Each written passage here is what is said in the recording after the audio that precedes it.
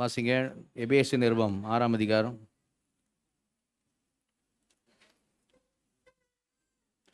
21, 22 வசனங்கள்.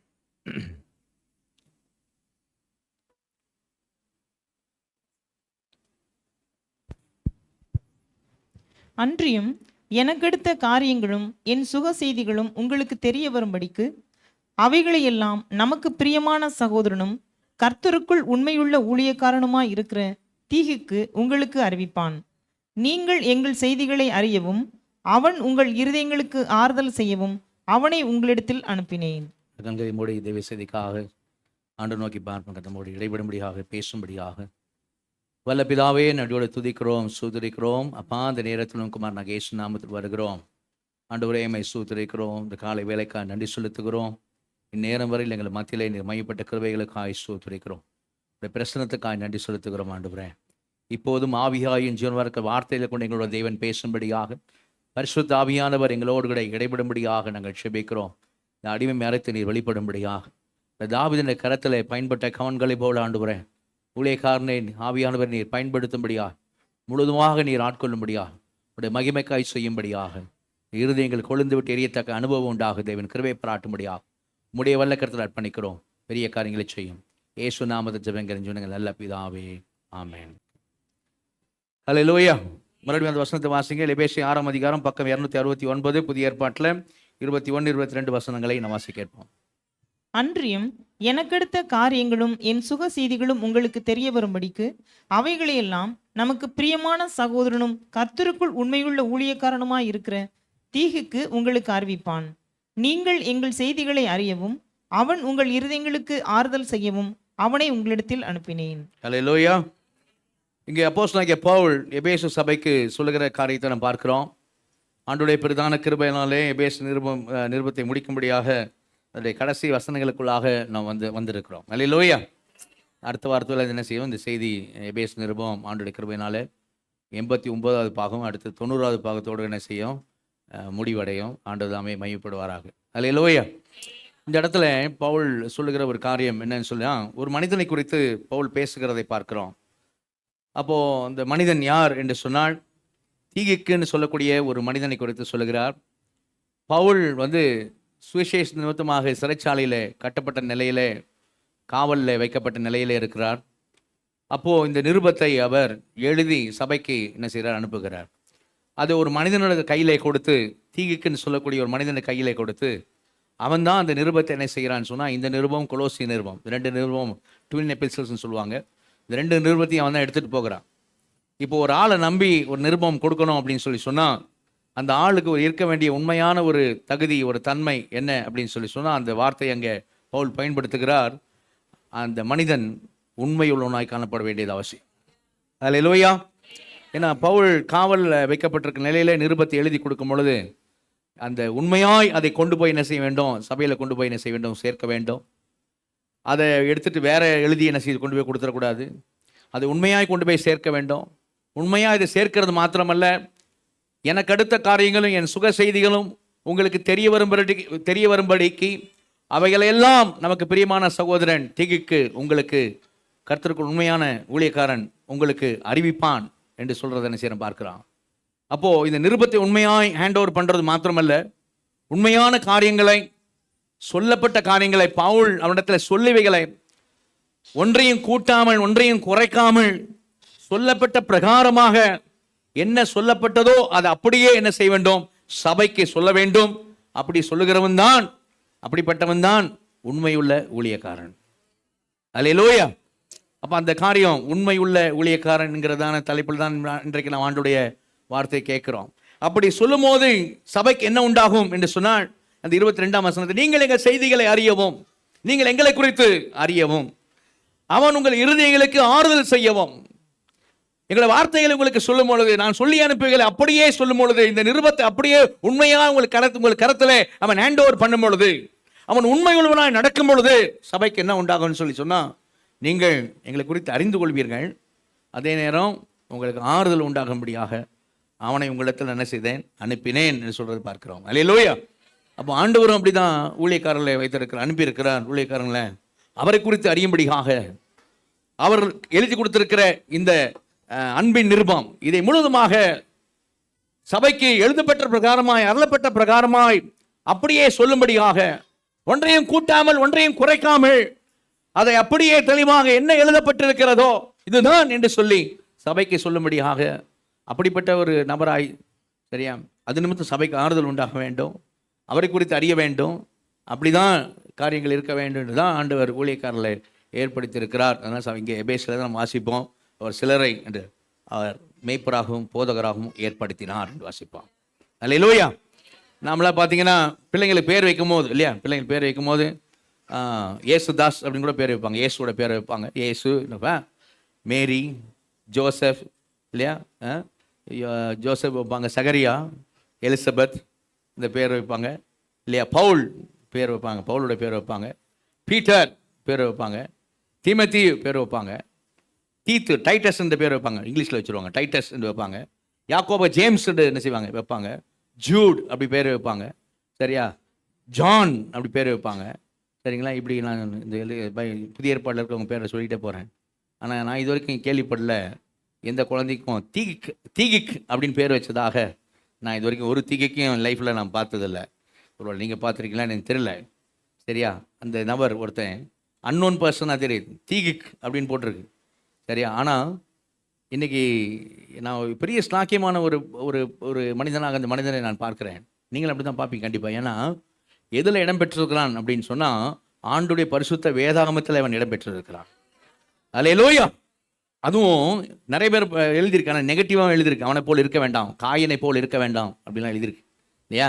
ஆனால் இந்த மனிதனை குறித்து சொல்லப்பட்ட வார்த்தையை கவனிங்க. அந்த 21ஆம் வசனத்தில், நமக்கு பிரியமான சகோதரனும் கர்த்தருக்குள் உண்மையுள்ள ஊழியக்காரனுமாக இருக்கிற தீகிக்கு உங்களுக்கு அறிவிப்பான்.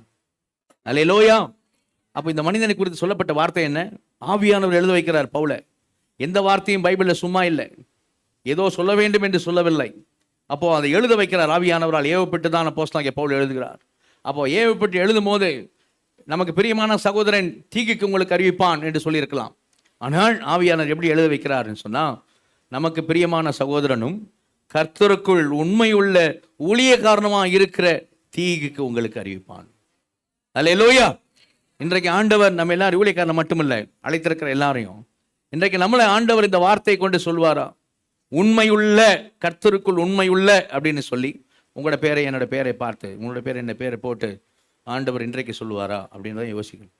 உண்மையுள்ள, அப்போ ஆவியானவர் அப்படி எழுத வைக்கிறாருன்னு சொல்லி சொன்னால் உண்மையிலேயே அந்த தீக்கு அப்படி இருந்திருக்கிறார். உண்மையுள்ள ஒரு ஊழியக்காரனாக என்ன செய்திருக்கிறார், இருந்திருக்கிறார்.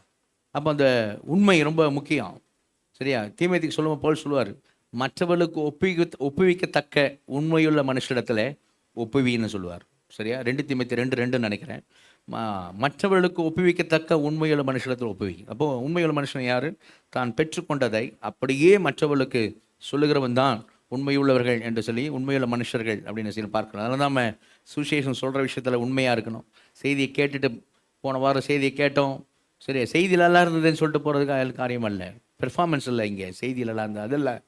அந்த வாழ்க்கையில் நம்ம ஆண்டவர் என்ன பேசுகிறாரோ அதை அவருடைய பிள்ளைகள் நாம் அப்பியாசப்படுத்தல என்ன செய்ய வேண்டும், நாம் காணப்பட வேண்டும். அல்லேலூயா. அப்படின்னு அது சுவிசேஷத்தை என்ன செய்யணும், அறிவிக்கணும். இப்போ அதுக்கான காரியங்கள் என்ன செய்யப்படுதோ நமக்கு ரொம்ப எளிமையாயிட்டு. என்னது, ஒரு ட்ராக்ஸ் கொண்டு போய் கொடுக்கறது அப்படிங்கிறது எளிமையாயிட்டு, இல்லையா. அப்போ அந்த காரியங்களை நம்ம என்ன செய்ய வேண்டும், செய்ய வேண்டும். அல்லேலூயா. அப்போ இந்த உண்மை அப்படிங்கிறது ரொம்ப முக்கியம், சரிங்களா. ஏன்னா ஆண்டவர் இயேசு கிறிஸ்து கூட யோவான் 7ஆம் அதிகாரத்தில் சொல்லும் போது 7:17 சொல்வார், 16 இயேசு அவர்களுக்கு பிரதியுத்தரமாக, என் உபதேசம் என்னுடையதாக இராமல் என்னை அனுப்பினுடையதாக இருக்கிறது. அவருடைய சித்தத்தின்படி செய்ய மனது உள்ளவன் எவனோ அவன் இந்த உபதேசம் தேவனால் உண்டாயிருக்கிறதோ நான் சுயமாய் பேசுகிறோம் என்று அறிந்து கொள்வான். அடுத்த வார்த்தை கவனிங்க. சுயமாய் பேசுகிறவன் தன் சுய மகிமையை தேடுகிறான், தன்னை அனுப்பினவர் மகிமையை தேடுகிறவனோ உண்மை உள்ளவனா இருக்கிறான், அவனிடத்தில் அநீதி இல்லை. அல்லேலூயா. அப்போ சுய மகிமை தேடுறதில்ல, இதில் இதுதான் போட்டிருக்கு, பைபிளில் இதுதான் சொல்லியிருக்கு அப்படின்னு சொல்கிறவன் தான் உண்மையில்வனா இருக்கிறான் அப்படின்னு சொல்லி ஆண்டவரும் என்னுடைய உபதேசம் என்னுடையதல்ல, என்னை அனுப்பின பிதாவினுடையது, நான் அதை அப்படியே உங்களுக்கு சொல்லுகிறேன், ஏன்னா நான் உண்மை உள்ளவனாக இருக்கிறேன் ஆண்டவர் அந்த இடத்துல சொல்கிறத என்ன செய்கிறோம், நம்ம பார்க்குறோம். அல்லேலூயா. அந்த நாட்களில் கவனிங்க, இன்றைக்கு இருக்கிற மாதிரி தான் அது முதல் நூற்றாண்டில் இந்த உண்மையின் போட வேண்டிய அவசியம், உண்மையான ஊழியக்காரன் அப்படின்னு போட வேண்டிய அவசியம் சபைக்கு இருந்தது. சபைக்கு வெளியில் வெளியிலிருந்து ரட்சிக்கப்படாதவர்களால பிரச்சனை, ரட்சிக்கப்படாத யூதர்கள் சபைக்கு என்ன செய்தாங்க, பிரச்சனை கொடுத்தார்கள். ரட்சிக்கப்படாத புறஜாதிகள் சபைக்கு பிரச்சனை கொடுத்தார்கள். அரசாங்கம், ரோம அரசாங்கம் சபைக்கு உபத்திரவங்களை பிரச்சனைகளை ஏற்படுத்தினது. அதெல்லாம் எக்ஸ்டர்னல், வெளியிலிருந்து வருகிறதான பிரச்சனைகள். ஆனால் எல்லா காலகட்டத்திலும் ஒரு விஷயத்தை பார்க்க முடியும். என்னன்னு சொன்னா, சபைக்குள்ளவே, நான் சிங்கிளா நம்ம சபை அப்படி சொல்லலை, யூனிவர்சல் சர்ச்சை சொல்றேன், சபைக்குள்ளவே என்ன செய்வாங்க சொன்னா, உள்ளவே சிலர் இருப்பார்கள், உண்மையா ரட்சிக்கப்பட்டிருக்க மாட்டார்கள். அவங்கள தான் பவுல் சொல்லுவார், கள்ள சகோதரரால் வந்த மோசம் அப்படின்வார். என்ன சகோதரர், ஆனால் என்ன சகோதரர்? நல்ல சகோதரர் இல்லை, கள்ள சகோதரர். கள்ள சகோதரரால் வந்த மோசத்தினாலும் அப்படின்னு நான் பாதிக்கப்பட்டிருக்கேன்னுவார். அப்போ அவங்க உள்ளே தான் இருப்பாங்க, சபைக்குள்ளே இருப்பார்கள், சபைக்கு விரோதமாக செயல்படுவார்கள். இது எல்லா காலகட்டத்திலும் பார்க்க முடியும். சபையில் இஸ்ரவேல் மக்கள் இடத்துலையும் மோசே டைம்லேயும் மோசே எதிர்த்து நாட்கள் அங்கே கூட்டத்துக்குள்ளே இருந்தாங்க, கோரா கூட்டத்தார் இருந்தாங்க. இப்படி நிறைய காரியங்கள் இருந்த என்ன செய்யணும் பார்க்குறோம். அப்போ அப்படி அந்த நாட்களில் உண்மையில் ஊழியக்காரன் அப்படின்னு சொல்ல வேண்டிய அவசியம் இருந்தது. ஏன்னா பவுலே அவரை குறித்து சொல்லும் போது என்ன சொல்லுவார் அப்படின்னு சொல்லி பார்த்தீங்கன்னா, நாங்கள் எப்படிப்பட்ட காரியங்களை, எப்படிப்பட்ட சத்தியத்தை நாங்கள் சொல்லுகிறோம் அப்படின்னு சொல்லும் போது 2 கொரிந்தியர் 2ஆம் அதிகாரத்தில் 17ஆம் வசனத்தில் சொல்லும். 2 கொரிந்தியர் 2:17 சொல்லுவார், அநேகரை போல நாங்கள் தேவ வசனத்தை கலப்பாய் பேசாமல். அப்போ அநேகர் என்ன பண்ணுறாங்க கவனிங்க, சிலரை போல கூட சொல்லலை. அது முதல் நூற்றாண்டில் எப்படிப்பட்ட சூழ்நிலை பாருங்க. அப்போஸ்தலனாகிய பவுல் கொரிந்து சபைக்கு எழுதுறார், அநேகர் ஒரு காரியத்தை பண்ணிட்டு இருக்காங்க, அநேகரை போல நாங்கள் தேவ வசனத்தை கலப்பாய் பேசாமல் துப்புரவாகவும் தேவனால் அருளப்பட்ட பிரகாரமாகவும் கிறிஸ்துவுக்குள் தேவ சந்நிதியில பேசுகிறோம். அல்லேலூயா. எப்படி சொல்லி இருக்கோ, ஐயோ இதை சொன்னா மக்கள் டிஸ்டர்ப் ஆவாங்க, இதை சொன்னா அவன் ஏத்துக்கிட மாட்டான், இதை சொன்னா சபை விட்டு போயிடுவான், இதை சொன்னா அப்படி நாங்கள் யோசிக்கலன்றார் பவுல். அப்படிலாம் யோசிக்கல. இதான்ப்பா சத்தியம், அப்படிதான்ப்பா எழுதியிருக்கிற பிரகாரம் நான் சொல்கிறேன், அப்படி தான் நாங்கள் சொல்கிறோம் அப்படின்ற, அப்படி தான் நாங்கள் சொல்கிறோம் அப்படின்ற. சரி, அப்படி தான் அவங்க அந்த நாள் என்ன செய்தாங்க, அவர் பிரசங்கம் பண்ணார். சரிங்களா. என்கிட்ட கொஞ்ச நாளுக்கு முன்னாடி ஒரு சகோதரன், நம்ம சபைக்கு வர்றதில்ல, வேறு சர்ச்சுக்கு போகிறவர், அவர் சர்ச் போகிறவர் நினைக்கிறேன். அவர் என்னிடத்துல நம்ம செய்தியை ஃபுல்லாக என்னை கர்த்தருக்குள்ள உண்மையாக நேசிக்கிற ஒரு சகோதரன். ஆனால் எல்லா செய்தியும் ரெகுலராக கேட்கல. இடையில மாத்திரம் அது எபிரேயர் 7, 8, 9, 10 அதிகாரம், இந்த 10ஆம் அதிகாரம் 25ஆம் வசனம் வரையிலும் அவர் என்ன பண்ணியிருந்தார் அப்படின்னா கேட்டிருந்தார். அதனால் அவர் என்ன பண்ணார் அப்படின்னா என்கிட்ட கிளாரிஃபை பண்ணார், பாஸ்டர் நீங்கள் உண்மையாக ரட்சிக்கப்பட்டவங்க ரட்சிப்பை இழந்து போக மாட்டாங்க அப்படின்னு நீங்கள் பிரசங்கம் பண்ணுறீங்களே, எனக்கு அதில் சந்தேகங்கள் உண்டு அப்படின்னு சொல்லிட்டு ஒரு சில வசனங்களை கேட்டார். அப்போ நானும் அவருக்கு விளக்கம் கொடுத்தேன். நான் சொன்னேன், பிரதர் ஒரு பைபிளும் ஒரு பேனாவும் ஒரு நோட்டு எடுத்து வச்சுக்கிடுங்க. நம்ம அதை சொல்கிறது உங்கள்கிட்ட கேட்குறேன், பைபிளில் கான்ட்ரடிக்ஷன் இருக்குமா, முரண்பாடு இருக்குமான்னு கேட்டேன். இல்லை இருக்காதுன்னார். ஓகே, இந்த தெளிவுக்காக ஸ்தோத்திரம். முரண்பாடு இருக்காதுல்ல, அப்போ நீங்கள் பைபிள் எடுத்துக்கங்க. 1 கொரிந்தியர் 11ஆம் அதிகாரத்தில் 28வது வசனத்துலேருந்து 32ஆம் வசனம் வரையிலும் பைபிள் ஓப்பன் பண்ணிச்சுட்டு ஒரு நோட்டு ஒரு பேனாவை எடுத்துட்டு ஒரு ஜெபம் பண்ணுங்க. ஆவியானவரே இந்த வசனத்தில் என்ன இருக்குது, என்ன சத்தியம் இருக்குது எனக்கு வெளிப்படுத்துங்கன்னு சொல்லுங்கள். திரும்பி வாசிங்க. புரியலனா அதில் சொல்லப்படுகிற வார்த்தைகள்லாம் நோட் பண்ணுங்கள். உங்களோட ஆவியானவர் பேசுவார். அந்த இடத்துல ரட்சிக்கப்பட்டவங்களை குறித்து என்ன சொல்லியிருக்குன்னு பாருங்கள். அங்கே மட்டும் சொல்லப்படலை, அது ஒரு உதாரணம். அப்போ பைபிள் முரண்பாடு இல்லை. இதே போல் தான் எல்லா இடத்துலையும் பைபிளில் புதிய ஏற்பாட்டில் சொல்லியிருக்கு அப்படிங்கிறத உங்களால் புரிந்து கொள்ள முடியும் அப்படின்னு சொன்னேன். அதுக்கு பிறகு ஒன்று அவர் என்கிட்ட பேசும்போது நான் கவனித்தேன். என்ன சொன்னார், நீங்கள் எபிரேயர் 10:25 வரையிலும் நீங்கள் மெசேஜ் எடுத்தீங்க அப்படின்னார். அப்போ அவர் ஏதோ தப்பாக புரிஞ்சுக்கிட்டார் போல இருக்குது. ஏன்னா 26 தான் சத்தியத்தை அறிகிற அறிவை அடைந்த பின்புன்னு வரும். அங்கே நீங்கள் சொல்லாமல் நிறுத்திட்டீங்கன்ற மாதிரி சொன்னார். ஆக்சுவலாக அவருக்கு என்ன தெரியல அப்படின்னா, அந்த எபிரேயர் 10:25 முடிப்பதுக்கு முன்பாக அதுக்கு முந்தின வாரமே நான் எபிரேயர் 1லேருந்து 6 அதிகாரமும் எபிரேயர் 10ஆம் அதிகாரம் 26ஆம் வசனத்தில் நான் எடுத்தேன். சரியா, அது உங்களுக்கு தெரியும். அதுக்கு முந்தின பாகத்தில் எடுத்துட்டேன். அவர் முந்தின பாகத்தை கேட்காம பிந்தின பாகத்தை கேட்டதுனால அவர் என்ன செய்தார் அப்படின்னா அப்படி கேட்டார். நான் புரிஞ்சுக்கிட்டேன் அவர் முந்தின செய்தி கேட்கலன்னு. அதனால் அந்த செய்தியை அவருக்கு வாட்ஸ்அப்பில் அனுப்பிச்சி விட்டேன். இந்த செய்தியும் கேளுங்க, நீங்கள் சொல்கிற வசனங்கள்லாம் நான் அதில் ஆண்டோட கிருபையினால டீல் பண்ணியிருக்கேன் அப்படின்னு சொன்னேன். அதோடு கூட இன்னொரு காரியம் செய்தேன். சரியா, என்ன செய்தேன் அப்படின்னு சொன்னால், இந்த சொல்கிற இந்த உண்மையாக ரட்சிக்கப்பட்டவர்கள் ரட்சிப்பை இழந்து போக மாட்டார்கள் அப்படிங்கிற அந்த சத்தியம் நான் அனுப்பிச்சி விட்டவருக்கு. நான் மட்டும் இதை பிரசங்கிக்கல. சரியா,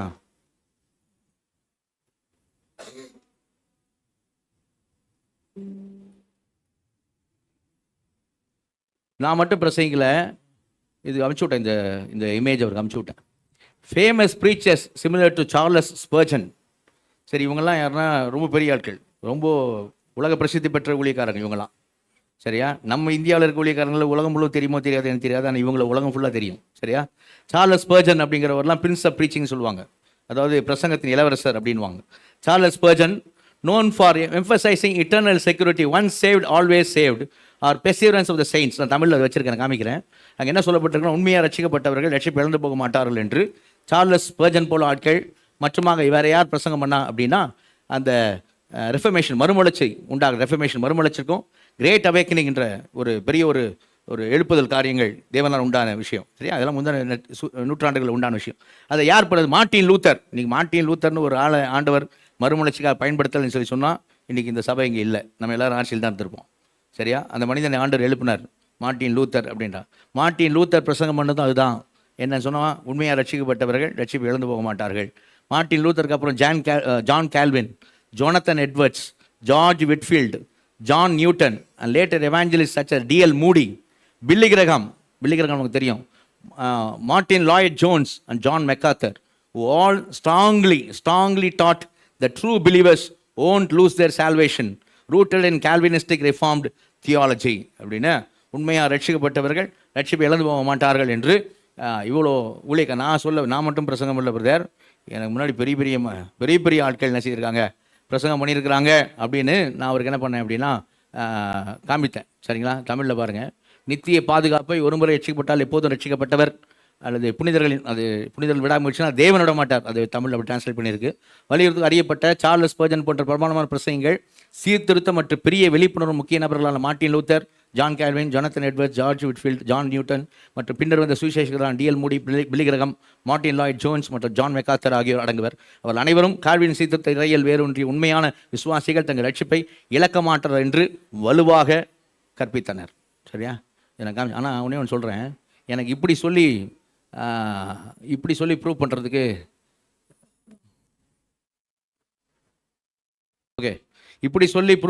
எனக்கு என்ன இல்லை அப்படின்னா விருப்பம் இல்லை. ஏன் விருப்பம் இல்லை அப்படின்னு சொல்கிறேன்? சரியா? நான் என்ன சொல்லுவேன்னா, இப்படி சொல்லி தெரிஞ்சுக்கிறத விட எல்லாரிலும் பெரியவர் பரிசுத்த ஆவியானவர் சொல்லியிருக்கிறார் அப்படின்றத ஏற்றுக்கொள்கிறது தான் நல்லது. நல்ல கரங்குதலே சொல்லுவோமா? ஆனால் எனக்கும் வேறு வழி இல்லாமல் தான் நான் என்ன பண்ணேன், அனுப்பிச்சி விட்டேன். அவர் என்ன பதில் அனுப்பிச்சார்னா, பாஸ்டர் எனக்கு இது தெரியாது, இட்ஸ் நியூ டு மீ, இப்போ தான் நான் தெரிஞ்சுக்கிறேன் அப்படின்னு அனுப்பிச்சி விட்டார். சரியா? அப்போது இது சத்தியம். அதான் பவுல் சொல்கிறாரு, நாங்கள் என்ன பண்ணலை அப்படின்னா அநேகரை போல் கலப்பாக பேசலை. என்ன அருளப்பட்டு இருக்குதோ இதுதான் சொல்லியிருக்குது அப்படின்னா அதைத்தான் என்ன பண்ணுறோம், பிரசங்கிக்கிறோம். சரியா? ஊர் உலகம் அன்றைக்கி இறைமையாகவே நல்ல தீர்க்கதரிசியை கள்ள தீர்க்கதரிசின்னு சொன்னாங்க. சரியா? அதுபோல் ஊர் உலகம் என்ன வேணான்னு பேசட்டும், அதை பற்றியெல்லாம் கவலை இல்லை. சத்தியத்தை இதுதான் சத்தியம்ன்றத நின்று தெரிஞ்ச பிறகு மறைச்சி வச்சா அது ரொம்ப தப்பு. அது எல்லா ரத்த பழிக்கும் நீங்களாக்கி இருக்கணும்னு சொன்னால் ஒன்றையும் மறைத்து வைக்காமல் எல்லாத்தையும் பிரசங்கம் பண்ண வேண்டாம். அல்லேலூயா. அப்போது நான் ரொம்ப சின்ன பையன், அவங்களாம் நான் யாருன்னே உலகம் தெரியாது. சரி, அவங்களாம் யாருன்னு தெரியாதுன்னு யாருமே சொல்ல முடியாது, அந்தளவுக்கு தே ஆர் நோன் பீப்புள்.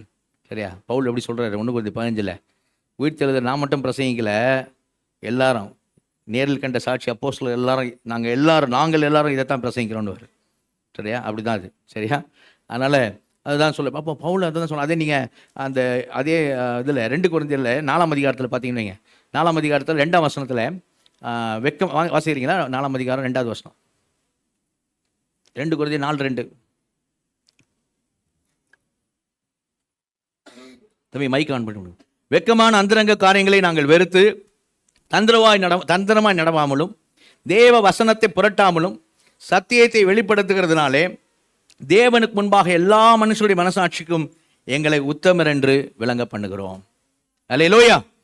வெக்கமான அந்தரங்க காரியங்களை நாங்கள் வெறுத்து தந்திரமாய் நடக்காம தேவ வசனத்தை புரட்டாம. அப்போது உண்மையான ஊழியக்காரன் வசனத்தை என்ன செய்யப்பட்டான், புரட்ட மாட்டான். வசனத்தை புரட்டுறதுனா என்ன? அங்கே வேறு அர்த்தத்தில் இருக்குது, நான் வேறு அர்த்தத்தை சொன்னான். கவனிங்க, நான் சொல்ல வேண்டிய கருத்துக்காக ஒரு வசனத்தை நான் அந்த வசனம் சொல்லப்பட்ட சூழ்நிலையிலேருந்து உருவி நான் சொல்வேன் ஆனால், சரியா? அப்போது அது எப்படிப்பட்ட காரியம்னு சொன்னால், அது வேத வசனத்தை புரட்டுறது. அதாவது என் கருத்துக்காக நான் ஆண்டவர் எழுதி கொடுத்த வார்த்தை என்ன பண்ணுறேன், பயன்படுத்துகிறேனே தவிர ஆண்டவர் சொல்லியிருக்கிற வார்த்தை என்னங்கிறத சொல்லாமல் என் கருத்துக்காக வசனத்தை பயன்படுத்துறதுன்றது அது சரியான காரியம் கிடையாது. அது தவறான விஷயம். அது வசனத்தை ஏன் என்னுடைய சுயநலத்திற்காக நான் பயன்படுத்துறது சரியா? அங்கே என்ன சொல்லியிருக்கு அதை தான் நான் செய்யணும், சொல்லணும். ஆண்டோட கிருபையினாலே வெள்ளிக்கிழமை கூட நாங்கள் ஃபேமிலியாக போய் ஒரு குடும்பத்தை, நம்ம சபைக்கு வரவங்கள அவங்க NLCC ஏஜ் சர்ச்சுக்கு போகிறவங்க தான். அந்த சிஸ்டர் வந்து என் அண்ணன் தான் கூடுவாங்க, பாஸ்டர் தான் கூட மாட்டாங்க, அண்ணன் அப்படி தான் கூடுவாங்க.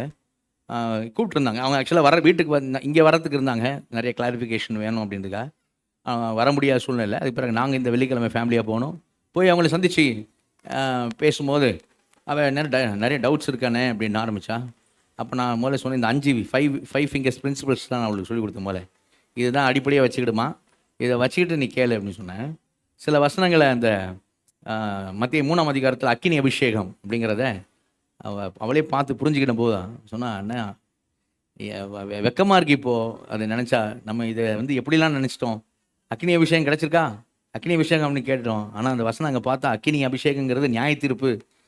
அக்கினி அங்கே வேறு பரிசுத்தாவினாலும் அக்கினினாலும் ஞானசம் கொடுப்பார். அந்த அக்கினிங்கிறது அபிஷேகம் இல்லை, அக்கினிங்கிறது நியாய தீர்ப்பாக சொல்லப்பட்டிருக்குது அப்படின்னு பார்க்கும்போது இப்போ வெக்கமாக இருக்குது. நம்ம வசனம் தப்பாக புரிஞ்சுக்கணும் அப்படின்னு நான் சொன்னேன். நானும் அப்படிதாம்மா, நானும் வைக்கப்பட்டேன். ஹோல் சபைக்கே சொன்னேன், தப்பாலாம் பண்ண வேண்டியிருக்கேன், பிரசங்கம் பண்ணியிருக்கேன். ஆனால் இப்போது இதுதான் சத்தியம், இப்படி தான் எழுதப்பட்டிருக்கு அப்படின்னு நான் சொல்லியிருக்கேன். அதே தான் நீ உனக்கு என்ன ஃபீலிங் இருக்குது அதே ஃபீலிங் எனக்கும் இருந்துச்சு, இது மாதிரி தப்பாக புரிஞ்சுக்கிட்டோம் அப்படின்ட்டு. அதே போல் அவளுக்கு ஒரு ஹோம்ஒர்க் மாதிரி, கிளாஸ் ஒர்க் மாதிரி கொடுத்தேன். 1 பேதுரு 4ஆம் அதிகாரம் 17ஆம் வசனத்தில் நியாய தீர்ப்பு தேவனுடைய வீட்டில் துவங்கும் காலமாக இருக்கிறது அப்படிங்கிறத என்ன அர்த்தம்னு கண்டுபிடிமா, இந்த பாயிண்ட்ஸ் வச்சு 5 பாயிண்ட்ஸை வச்சு கண்டுபிடி அப்படின்னா அழகாக முன்னாடி பின்னாடி வாசித்து பார்த்துட்டு அழகாக சொல்லிட்டா. என்ன சொன்னான்னா, இது பாடை பற்றி சொல்லப்பட்டிருக்குது, கரெக்டு சரியா? ஆனால் அவளே சொன்னா, அண்ணே நான் எத்தனையோ பேர் ரசிக்கப்பட்ட ஆட்கள்கிட்டே நியாய தீர்ப்பு முதல்ல நமக்கு தான் தெரிஞ்சு வச்சுக்க அப்படின்னு மிரட்டுற மாதிரிலாம் சொல்லியிருக்கேனே அப்படின்னா. நீயாவது 1-2 பேர் தான் சொல்லியிருப்பேன், நான் ஹோல் சபைக்கு பிரசங்கம் பண்ணியிருக்கேன் சரியா? அதனால் சரியா, ஆமாம் நான் உன்னோட பெரிய இதில் பண்ணிட்டேன். ஆனால் இதுதாம்மா சத்தியம். இன்றைக்கி இப்போ நீங்கள் நல்லா புரிஞ்சுக்கிட்ட, எப்படி பைபிளை பார்க்கணுன்னு தெரிஞ்சுக்கிட்ட, இனி உனக்கு பிரச்சனை இல்லை. இந்த 5 பிரின்சிபல்ஸ் யூஸ் பண்ணி என்ன சரி நீ பைபிள் பாரு, மேற்கொண்டு உனக்கு ஏதாவது சந்தேகம் இருந்தால் என்ன சரி வந்து பாரு, வந்து மீட் பண்ணு அப்படின்னு சொல்லி நிச்சயமாக வருவேன் அப்படின்ற மாதிரி சொல்லியிருக்கா. ஒரு சந்தோஷம். ஏன் அப்படின்னா இப்போது வேறு சபைக்கு தான் போகிறாங்க சரியா, நம்ம எதுவும் சொல்லணும் அப்படிலாம் இல்லை, அப்படிலாம் இருக்காதீங்க. அவங்க எப்படி இருக்கிறாங்களோ, நான் சொல்கிறேன் எல்லாம் ஆண்டோடைய பிள்ளைங்க தான். நல்லா கணக்கு சொல்லுவோமா, எந்த சபைக்கு போனால் நாங்கள் இயேசுவோட ரத்தத்தால் கழுவப்பட்டிருக்கான், நீதிமானாக்கப்பட்டிருக்கானா, ஒரு தகப்பனின் பிள்ளைகள் நட்டான். அல்லேலூயா. அதான் நான் சொல்லுவேன். என்ன செய்யுங்க, சத்தியத்தை நம்ம தான் என்ன செய்யணும், தெரிலனா வருத்தப்பட்டு பாரம் சுமக்கலை வாங்க இலைப்பாறல் தரேன். இலைப்பாறல் வாங்க மறுபடியும் பாரம் சுமத்துட்டு இருந்த ஆளை பார்த்தோம்னா நம்ம தான் இலைப்பாறலுக்கான காரியத்தை என்ன செய்ய வேண்டும், சொல்ல வேண்டும். ஆனால் சிலர் ஏற்றுக்க மாட்டாங்க. சரி, எனக்கு ரொம்ப நாளாக கேட்டிருக்கனால, நம்ம தமிழ்நாடு இந்திய ஊழியக்காரர்கள் சொல்கிறதெல்லாம் கேட்டிருக்கனால, பெரிய பெரிய ஊழியக்காரங்க பேர்லாம் தெரியாதனால, இந்த உலக பிரசித்தி பெற்ற ஊழியக்காரங்க நிறைய பேருக்கு தெரியாது, இங்கே இருக்கிறவங்கள தான் தெரியும் சரியா? ஆமாம், அதனால் இதெல்லாம் தெரியாதனால அது யார் சார்லஸ் ஸ்பர்ஜன் அவர் யார் அப்படின்வாங்க சரியா? அது யார் மார்ட்டின் லூத்தர் யாரும் தெரியாதுன்னு சொல்ல மாட்டாங்க, சொல்கிறேன் சரியா? அதனால் தெரியாதனால அப்படி செய்வாங்க. இப்போ பவுல் இங்கே சொல்கிற ஒரு வார்த்தை, இந்த உண்மையான ஊழியக்காரன் அப்படிங்கிறது ரொம்ப முக்கியமாக அவசியமாக இருக்குது. ஏன்னா முதல் நூற்றாண்டில் பிரச்சனை இருந்துச்சு. கடற்கடன் சில வசனங்களை பார்ப்போமா, எல்லா சபைகளையுமே அவர் நிருபம் எழுதும் போது இதை சொல்கிறத என்ன செய்ய முடியும், பார்க்க முடியும். இப்போ இந்த எந்த சபைக்கு பேசிகிட்டு இருக்காரு, எபேஸ் சபைக்கு தானே பேசிகிட்டு இருக்காரு, எபேஸ் சபைக்கு தான் பேசிகிட்டு இருக்காரு இல்லையா? அப்போது அந்த எபேஸ் சபையினுடைய காரியத்தில் முதல்ல காமிச்சிடுறேன். எபேஸ் அப்போஸ்தலர் 20ஆம் அதிகாரத்தில் எபேஸ் சபையில் மூப்பரில் கூப்பிடுவார். கூப்பிட்டு எபேஸ் மூப்பரில் கூப்பிட்டு என்ன சொல்லுவார் அப்படின்னு சொல்லி பார்த்தீங்களா? எபேஸ் மூப்பரில் 20ஆம் அதிகாரத்தில் பாருங்கள், 20ஆம் அதிகாரத்தில் அப்போஸ்தலர் 20ல் 29-30 வசனங்கள் வாசிங்க. 29-30. நான் போன பின்பு மந்தையை தப்பவிடாத கொடிதான ஓநாய்கள் உங்களுக்குள்ளே வரும். உங்களிலும் சிலர் எழும்பி சீஷர்களை தங்களிடத்தில் இழுத்து கொள்ளும்படி மாறுபாடானவைகளை போதிப்பார்கள் என்று அறிந்திருக்கிறேன். நான் போன பின்பு, நான் கர்த்தருக்குள் நித்திரை அடைந்த பின்பு மந்தையை தப்ப விடாத கொடிதான ஓநாய்கள் உங்களுக்குள்ளே வரும். உங்களிலும் சிலர் எழும்பி சீஷர்கள் தங்களிடத்தில் இழுத்துக் கொள்ளும்படியா மாறுபாடானவைகளை போதிப்பார்கள் என்று அறிந்திருக்கிறேன் அப்படின்றார். உங்களிலே சபைக்குள்ளேயே, நான் சொல்ல போச்சுறேன் அதான் சொன்னேன், சபைக்குள்ளேயே எழும்பி மாறுபாடானவங்களை போதிப்பாங்க. இப்போ என்ன சொல்றாருன்னா, அவங்க யாரு அப்படின்னா, அந்த முந்தின வருஷம் சொல்றாரு, அவங்க பட்சிக்கிற ஓநாய்கள், ஆடு இல்லை. ஆடுகள் கிடையாது. அப்போ அவங்க உண்மையாக ரட்சிக்கப்பட்டவங்க இல்லை, பச்சிக்கிற ஓநாய்கள். இங்கே ஆடு வந்து ஓனாய் மாறி, நான் சொல்லுவேன் ஆடு ஓனாவே மாறுதுன்னு சொல்ல அவர். ஆடு ஓனாயாக மாறுகிறது அப்படி சொல்லலை. ஓனாய் ஆட்டுத்தோலை போர்த்தி கொண்டு இருக்குது. சரியா? அப்போ அப்படிப்பட்டவர்கள், ஏன்னா ஓனாயா தெரிஞ்சிச்சுன்னா ஆடு மிரண்டுறோம், அப்படி தெரிய மாட்டாங்க. இது வேற, இதே மாதிரி வேற யாராவது சொல்லியிருக்காங்களா? இதே லாங்குவேஜ் வேற யாராவது யூஸ் பண்ணியிருக்காங்களா? ஏசு யூஸ் பண்ணியிருக்காரு இல்லையா? மற்ற 7ஆம் அதிகாரத்தில் சொல்கிறார் இல்லையா? 7ஆம் அதிகாரத்தில் 15ஆம் வசனத்துலேருந்து, கள்ள தீர்க்கதரிசிகளுக்கு எச்சரிக்கையா இருங்கள். அவர்கள் எப்படி பண்ணுவாங்க? ஆட்டுத்தோலை போர்த்து கொண்டு கொடுத்து வருகிற போடுப்பா, ஆட்டுத்தோலை போர்த்து கொண்டு கொடுத்து வருகிறவர்கள் எப்படியா? உள்ளத்தில் அவர்கள் பச்சிக்கிற ஓநாய்கள், வெளிப்புறத்தில் இல்லை, உள்ளத்தில் அவர்கள் பச்சிக்கிற ஓநாய்கள். எப்படி அவங்களை கண்டுபிடிச்சிடலாம் அப்படின்னா, அவருடைய கனிகளினாலே நீங்கள் அவர்களை செய்வீங்க, அறிவீர்கள். வரங்களினால் இல்லை. அவங்க என்னை நோக்கி கர்த்தாவே கர்த்தாவே தான் சொல்லுவாங்க. 21 பார், என்னை நோக்கி கர்த்தாவே கர்த்தான்னு சொல்லுவாங்க. அவர்களால வரங்கள் கூட செயல்படும். 22 பாருங்க, பிசாசு துரத்துவாங்க, தீர்க்கதரிசனம் சொல்லுவாங்க, குணமாக்குவாங்க, அற்புதங்களை செய்வாங்க, எல்லாம் கூட நடக்கும். அவர்களுடைய வரங்களை வைத்து, டெலிவரன்ஸ் மினிஸ்ட்ரி வச்சு, விடுதலை ஆகிறத வச்சு, சரி டெலிவரன்ஸ் மினிஸ்ட்ரி விடுதலை ஆகுதுன்னு வச்சு கணக்கு போட்டாத, கணக்கு பண்ணிட்டாத. சரியா? அது அவங்க பேர் பிரஸ்தாபத்து கூட செய்வாங்க. எதை கணக்கு பண்ணுறார் ஆண்டவர்? கனிகளினாலே நீங்கள் வர இருக்கீர்கள். அல்லேலூயா. கனிகள். சரியா? அதுதான். அப்போ இவங்க யாரு? இவங்க உண்மையாக ரட்சிக்கப்பட்டவங்க இல்லை. அதனால அக்கிரம செய்யக்காரரே என்னை விட்டு அகன்று போ, நான் உங்களை அறியேன்னு சொன்னார். நான் உங்களை ரட்சிக்கப்பட்டவங்கள, அவரோட பிள்ளைகளை அவர் என்ன செய்ய மாட்டார்? நான் உன்னை அறியேன்னு சொல்ல மாட்டார். அவர் தம்மைத்தாமே மறுதளிக்காத தேவன். அல்லேலூயா. அவரோட வார்த்தையை அவர் மறுதளிக்க மாட்டார். சரியா? அப்போ இந்த அறிவு நமக்கு இருக்கணும். என் பிள்ளைய நான் என்ன செய்ய மாட்டேன், பிள்ளை இல்லைன்னு சொல்ல மாட்டேன். நான் அவர் சொல்லுவாரா? அப்படியா? அவரே நம்மளை எப்படி கம்பேர், பொல்லாதல்லாகி நீங்கள் உங்கள் பிள்ளை எல்லாம் வேலை கொடுக்க மாட்டாரு. நம்மளை விட அவரே என்ன பண்ணக்கூடாது, நான் நல்லவன் அவரு அப்படி கிடையாதுன்ற மாதிரி சொல்லக்கூடாது. என் பிள்ளை நான் மறுதளிக்க, ஆனால் அவர் பண்ணுவார் அப்படின்ற மாதிரி சொல்லக்கூடாது இல்லையா? அப்போ இங்கே யாரை சொல்ல, அவரே சொல்கிறார், கனி உண்மையில அவன் ரசிக்கப்பட்டவன் கிடையாது.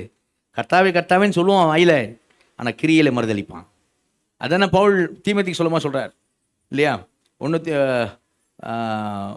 தீமோத்தேயு 3ஆம் அதிகாரம் 5ஆம் வசனத்தில் 2 தீமோத்தேயு 3 சொல்கிறார், தேவ பக்தியின் வேஷத்தை தரித்து அதன் பலனை அவர்கள் இருக்கிறார்கள். கலைகள்ன்றதை நாம் பார்த்தோம் இல்லையா? இப்படிப்பட்ட விலகு. தீத்து 1ஆம் அதிகாரத்தில் 16ஆம் வசனத்தில் சொல்லுவார், நான் அவர்கள் தேவனை அறிந்திருக்கிறோம் என்று அறிக்கை பண்ணுகிறார்கள். தீத்து 1:16 பாருங்க, தேவனை அறிந்திருக்கிறோம் என்று அறிக்கை பண்ணுகிறார்கள், ஆனால் தங்கள் கிரியினால் என்ன பண்ணுறாங்க? அவங்க மறுதளிக்கிறார்கள், கிரியில மறுதளிக்கிறாங்க. அவர்கள் அருவருப்படத்தக்கதும் கீழ்ப்படியாதலும் எந்த நற்கிரியும் செய்ய ஆகாதலுமாக இருக்கிறார்கள், ஆகாதலாக இருக்கிறாங்க. சரி, அப்போது அந்த முதல் நூற்றாண்டில் இந்த பிரச்சனை இருந்துச்சு. அதனால தான் பவுல் சொல்கிறார், நான் போன பிறகு உள்ள சபைக்குள்ளேயே இப்படி வரும்பா அப்படின்றார், சபைக்குள்ளேயே எப்படி நடக்கும் அப்படின்றார்.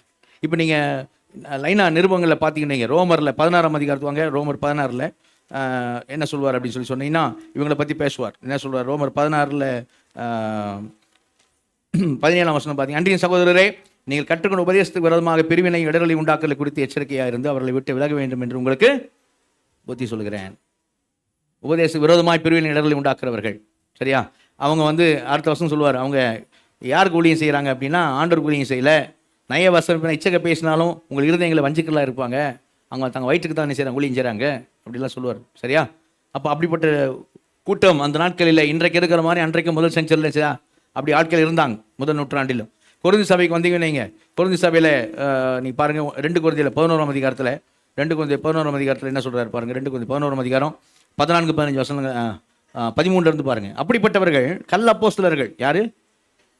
என்ன அப்போஸ்தலர்கள்? கள்ள அப்போஸ்தலர்கள், கபடமுள்ள வேலையாட்கள், கிறிஸ்துடைய அப்போஸ்தலர் வேஷத்தை தரித்து கொண்டவர்களாக இருக்கிறார்கள். வேஷம் தரித்திருப்பாங்க அப்போஸ்தலர் போல, அவன் உண்மையான அப்போஸ்தலர் கிடையாது. அவர் வேஷம் தரித்து, அது ஆச்சரியம் இல்லை. சாத்தானும் ஒளியின் தூணுடைய வேஷத்தை தரித்துக் கொள்வானே. சாத்தான் 2 பல்லு வச்சுக்கிட்டு 2 கொம்பு வச்சுக்கிட்டு வரமாட்டான். அவனு ஒளியின் தூண் வேஷத்தை தரித்துக் கொள்வான். ஆகையால் அவனுடைய ஊழியக்காரரும் நீதியின் ஊழியக்காரருடைய வேஷத்தை தரித்துக் கொண்டால் அது ஆச்சரியம் அல்லவே, அவர்கள் முடிவு அவர்கள் கிரியைக்கு தக்கதாக இருக்கும். அப்போ எப்படி ஏன் சொல்கிறாரு? அவர் குரூப்பை சொல்கிறாரு, சாத்தானுடைய ஊழியக்காரன்றார். எங்கே இருப்பாங்க? சாத்தான் சர்ச்சில் இருக்க மாட்டாங்க, சாத்தான் சர்ச்சில் இருக்காங்கன்னு சொல்லி அவங்க அப்படி தான். எங்கே சொல்கிறாரு? ஆண்டவர் சர்ச்சில் இருப்பாங்கன்றார். சரியா? அப்போ இவங்கெல்லாம் யார்? உண்மையை ரசிக்கப்பட்டவங்க. உண்மையை ரசிக்கப்பட்டவங்க எப்படி மாறுவான்? ஆண்டுடைய அன்பையினால் ஆட்கொள்ளப்பட்டவன், பரிசுத்தாய் பெற்றவன், ஆண்டு அன்பினால் ஆட்கொள்ளப்பட்ட, உண்மையை ரசிக்கப்பட்ட, பாவமன்னிப்பு பெற்றவன், ஆண்டு அன்பை ருசித்தவன், அன்பை அவன் என்ன சொல்ல ஏற்றுக்கொண்டவன், அன்பினால் ஆட்கொள்ளப்பட்டவன், அவன் இப்படி வேஷம் தரிக்க மாட்டான். அப்போ கலைகள். அதனால சபைக்கு எச்சரிப்பு கொடுக்குறாரு, இப்படி இருப்பாங்க அப்படின்னு சொல்கிறத செய்யணும் பார்க்குறோம். கலாத்திய சபையில் அவங்க அங்கே அங்கே கலாத்திய சபையில் சொல்கிற கலாத்திய 5ஆம் அதிகாரத்தில் அவர் சொல்கிற வார்த்தை என்ன? 5ஆம் அதிகாரத்தில் 10ஆம் வசனம் பாருங்க.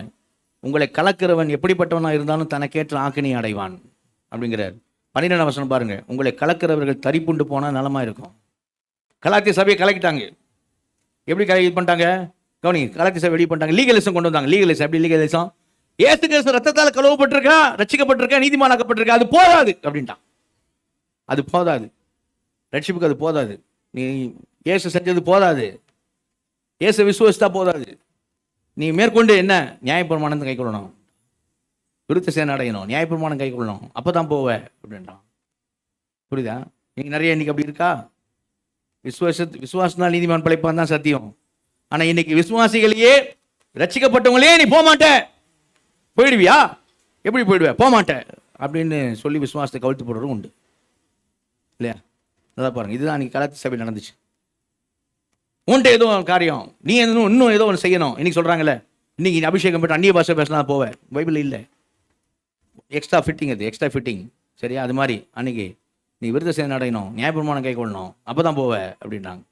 இப்போ கலாச்சார சபையில் இருக்கலாம் பயந்துட்டான். ஐயோ அவர் வந்தால் போக மாட்டோமா? அப்போ போச்சு, விசுவாசம் போச்சு. பவுல் சொல்கிறார், எப்பா நாங்கள் எங்களுக்கு நீதி கிடைக்கும். நாங்கள் பாருங்கள் 5ஆம் வசனத்தில் 5:5 நாங்களோ நீதி கிடைக்கும் என்று ஆவியை கொண்டு விசுவாசம் நம்பிக்கையோடு காத்திருக்கிறோம். சரியா? ஆனால் 4ஆம் வசனம் பாருங்கள். நியாயப்பிரமாணத்தை நீதிமானாக விரும்ப நீங்கள் யாவரும் கிறிஸ்து விட்டு பிரிந்து கிருபை இணைந்து விழுந்தீர்கள் அப்படின்றார். சரியா? ரட்சிப்பு இழந்து போக மாட்டாங்க. கலாத்திய சபையை ரட்சிப்பு இழந்து போயிட்டாங்கன்னு சொல்லக்கூடாது. ரட்சிப்பு இழந்து போகல, ஆனால் பாவம் பாரம் சுமக்க ஆரம்பிச்சிட்டாங்க மறுபடியும். புரியுதா இல்லையா? போவனா போக மாட்டேனா அப்படின்னாங்க பாரம் சும. பவுல் சொல்கிறேன், நாங்கள் நிம்மதியாக இருக்கிறோம், எங்களுக்கு நீதி கிடைக்கும்ன்ட்டு நாங்கள் அடுத்த வருஷம் பாருங்கள், நாங்கள் நீதி கிடைக்கும்னு நாங்கள் விசுவாசமாக நினைச்சிடறோம். நாங்களும் நீதி கிடைக்கும் ஆவி கொண்டு விசுவாசம் நம்பிக்கையோடு காத்திருக்கிறோம். ஏன்னா எங்களுக்கு வாக்கு பண்ணினவர் உண்மை உள்ளவர். நல்லா இல்லையா சொல்லுங்க? எவ்வளவு பொய் உரையாத தேவன் 2 காரியங்களினாலே, 2 விசேஷித்த காரியங்களாலே, மாறாத 2 காரியங்களாலே அவர் அதை உறுதிப்படுத்தி இருக்கிறார். அல்லேலூயா! அவருடைய வாக்கு தத்துவம், அவருடைய ஆணை, 2 காரியத்தில். சரியா? அப்போ ரட்சிக்கப்பட்டிருக்கவங்க, நான் ரட்சிக்கப்பட்டிருக்கிறேன் அப்படி நிச்சயம் இருந்துச்சுன்னா நிச்சயம் நித்திய ஜீவன் உண்டுன்றதா நான் கவனிங்க. நான் இந்த செய்தியெல்லாம் இந்த வருஷத்தோடு இதோடு முடிச்சிடும். எபேசியரோட திரும்ப அடுத்த வருஷத்துலேருந்து திரும்பி இதே சொல்லிக்க முடியாது. இதை ஒரு ஃபவுண்டேஷனாக வச்சுக்கிட்டு நம்ம அடுத்த வருஷம் என்ன செய்யணும்? ப்ரோலாங் பண்ணி போயிட்டே இருக்கணும். சரிங்களா? திரும்ப நம்ம இதே நித்திய ஜீவன் உண்டு. சரியா? திரும்ப எதுக்காக சொல்கிறேன் அப்படின்னா, நல்ல ஒரு தெளிவு இருக்க வேண்டாம். அதில் வசனம் உண்மையான ஊழியக்காரன் வரேன்னா, சரியா? அப்போ இதெல்லாம் நம்ம கண்டிப்பாக ஒரு ஃபவுண்டேஷனாக அஸ்திவாரமான செய்ய வேண்டாம். நம்ம தெரிந்து கொள்ள வேண்டும். யாரும் வெளியில் இருக்கிற ஆள் யாருன்னு செய்யக்கூடாது. உங்களை யாரும் என்ன பண்ண, உங்களை கலக்கக்கூடாது. கலக்கிறவன் தறி கொண்டு போவானாங்க. சரி, எப்படி யாரும் என்ன செய்யக்கூடாது? ஒரு பாஸ்டருக்கு யாரோட சொல்கிறேன், ஒரு மேய்ப்பனுக்குரிய அக்கறையோடு நான் என்ன செய்கிறேன், இதை சொல்கிறேன் உங்கள்கிட்ட. அப்போ இப்படி எங்கள் கலாச்சார சரி சொல்கிறாரா? எபேசு இது நம்ம பார்த்துட்டோம். கொலோசியரில் சொல்லும்போது என்ன சொல்ல பாருங்க, கொலோசியரில் பிலிப்பியரில் அவர் சொல்லும்போது அந்த 3ஆம் அதிகாரத்தை பார்த்தீங்கன்னா, எச்சரிக்கையாக இருங்க, சுண்ணத்துக்காரங்களுக்கு எச்சரிக்கையாக இருங்க அப்படின்னு சொல்லுவார். சரியா? 1ஆம் அதிகாரத்தில் 15ஆம் வசனத்தில் சில பொறாமையினால் விரோதத்தினால் என்ன பண்ணுறாங்க? சுசேஷன் பண்ணுறாங்க, பிரசங்க. பொறாமையினால் விரோதத்தினால் சுசேஷன் பிரசங்கிக்கிறாங்கன்னு அப்படிலாம் கூட்டம் இருந்துச்சு. சரியா? விரோதத்தினால் பொறாமையினால சுசேஷன் பிரசங்கிக்கிறானா பாருங்க. பவுலுக்கு உபத்திரத்தை கூட்டணும்ன்ட்டு. சரியா? எப்படி இருக்காங்க? சுசேஷன் பிரசங்கிறதுக்கு நோக்கம் என்ன? பவுலுக்கு உபத்திரம் கூட்டணும் அப்படின்லாம். சரியா? அப்படிலாம் ஆட்கள் இருந்திருக்காங்க முதல் நூற்றாண்டில். கொலோசியர் வந்தீங்க, கொலோசியர் 2ஆம் அதிகாரத்தில் வந்தீங்கன்னா அங்கே சொல்லுவார், என்ன சொல்லுவார் அப்படின்னா 19 பாருங்க. மாயமான தாழ்மையில் தேவதூதர்கள் செய்யும் ஆராதனையை விருப்பப்பட்டு காணாதவையில் துணிவாக நுழைந்து தன் மாம்ச சிந்தை வீணா இருமாப்பிக் கொண்டிருக்கிற எவனும் உங்கள் பந்தய பொருளை நீங்கள் இழந்து போகும்படிக்கு உங்களை வஞ்சிக்காதிருக்க பாருங்கள். அல்லேலூயா! அப்படி எப்படி நீங்கள் ஜாக்கிரதையாக இருங்க, உங்களை வஞ்சியாது இருக்க பாருங்கள். உங்கள் பந்தய பொருளை இழந்து போட்டீங்க, அவார்டு ரிவார்டெல்லாம் மிஸ் பண்ணிடாது அவன் சொல்கிறத கேட்டு அப்படின்றத சொல்கிறத செய்கிறோம் பார்க்குறோம். சரிங்களா? இப்படி ஒவ்வொரு இதுலையும் நீங்கள் தெசலோனிக்கே சபைக்கு வந்தீங்கன்னா 2 தெசலோனிக்கேல 2ஆம் அதிகாரத்தில் அவர் சொல்லுவார், என்ன சொல்லுவார் அப்படின்னா 2ஆம் வசனத்தில், எங்ககிட்ட வந்த மாதிரி நிருபம் தான் வந்துச்சு நீங்கள் நம்பாதீங்க அப்படின்வார். சரியா? ஒரு ஆவினாலும் வார்த்தையில் எங்களிடத்தில் வந்தால் தோன்று நிருபத்தினாலும் கிறிஸ்துடைய நாள் சமீபமாக இருக்கிற சொல்லப்பட்டால் உடனே சஞ்சாரப்படாமல் கலங்காமலும் இருங்கள். அப்படி தான் பண்ணிக்கிட்டு இருந்தாங்க. சரியா? இப்போ பவுல் மட்டும் இதை சொல்லலை, யோவான் சொல்கிறார். யோவான் என்ன சொல்கிறாரு? அழகாக சொல்லுவார். யோவான் இவங்க ரட்சிக்கப்படாதவங்கன்றதை அழகாக என்ன செய்வார், நம்ம காமிப்பார். இந்த ஊழியக்காரங்க ரட்சிக்கப்படாதவங்க எப்படி தெரியும்? 1 யோவான் 2ஆம் அதிகாரத்தில் 19ஆம் வசனம் வாசிங்க. 1 யோவான் 2:19.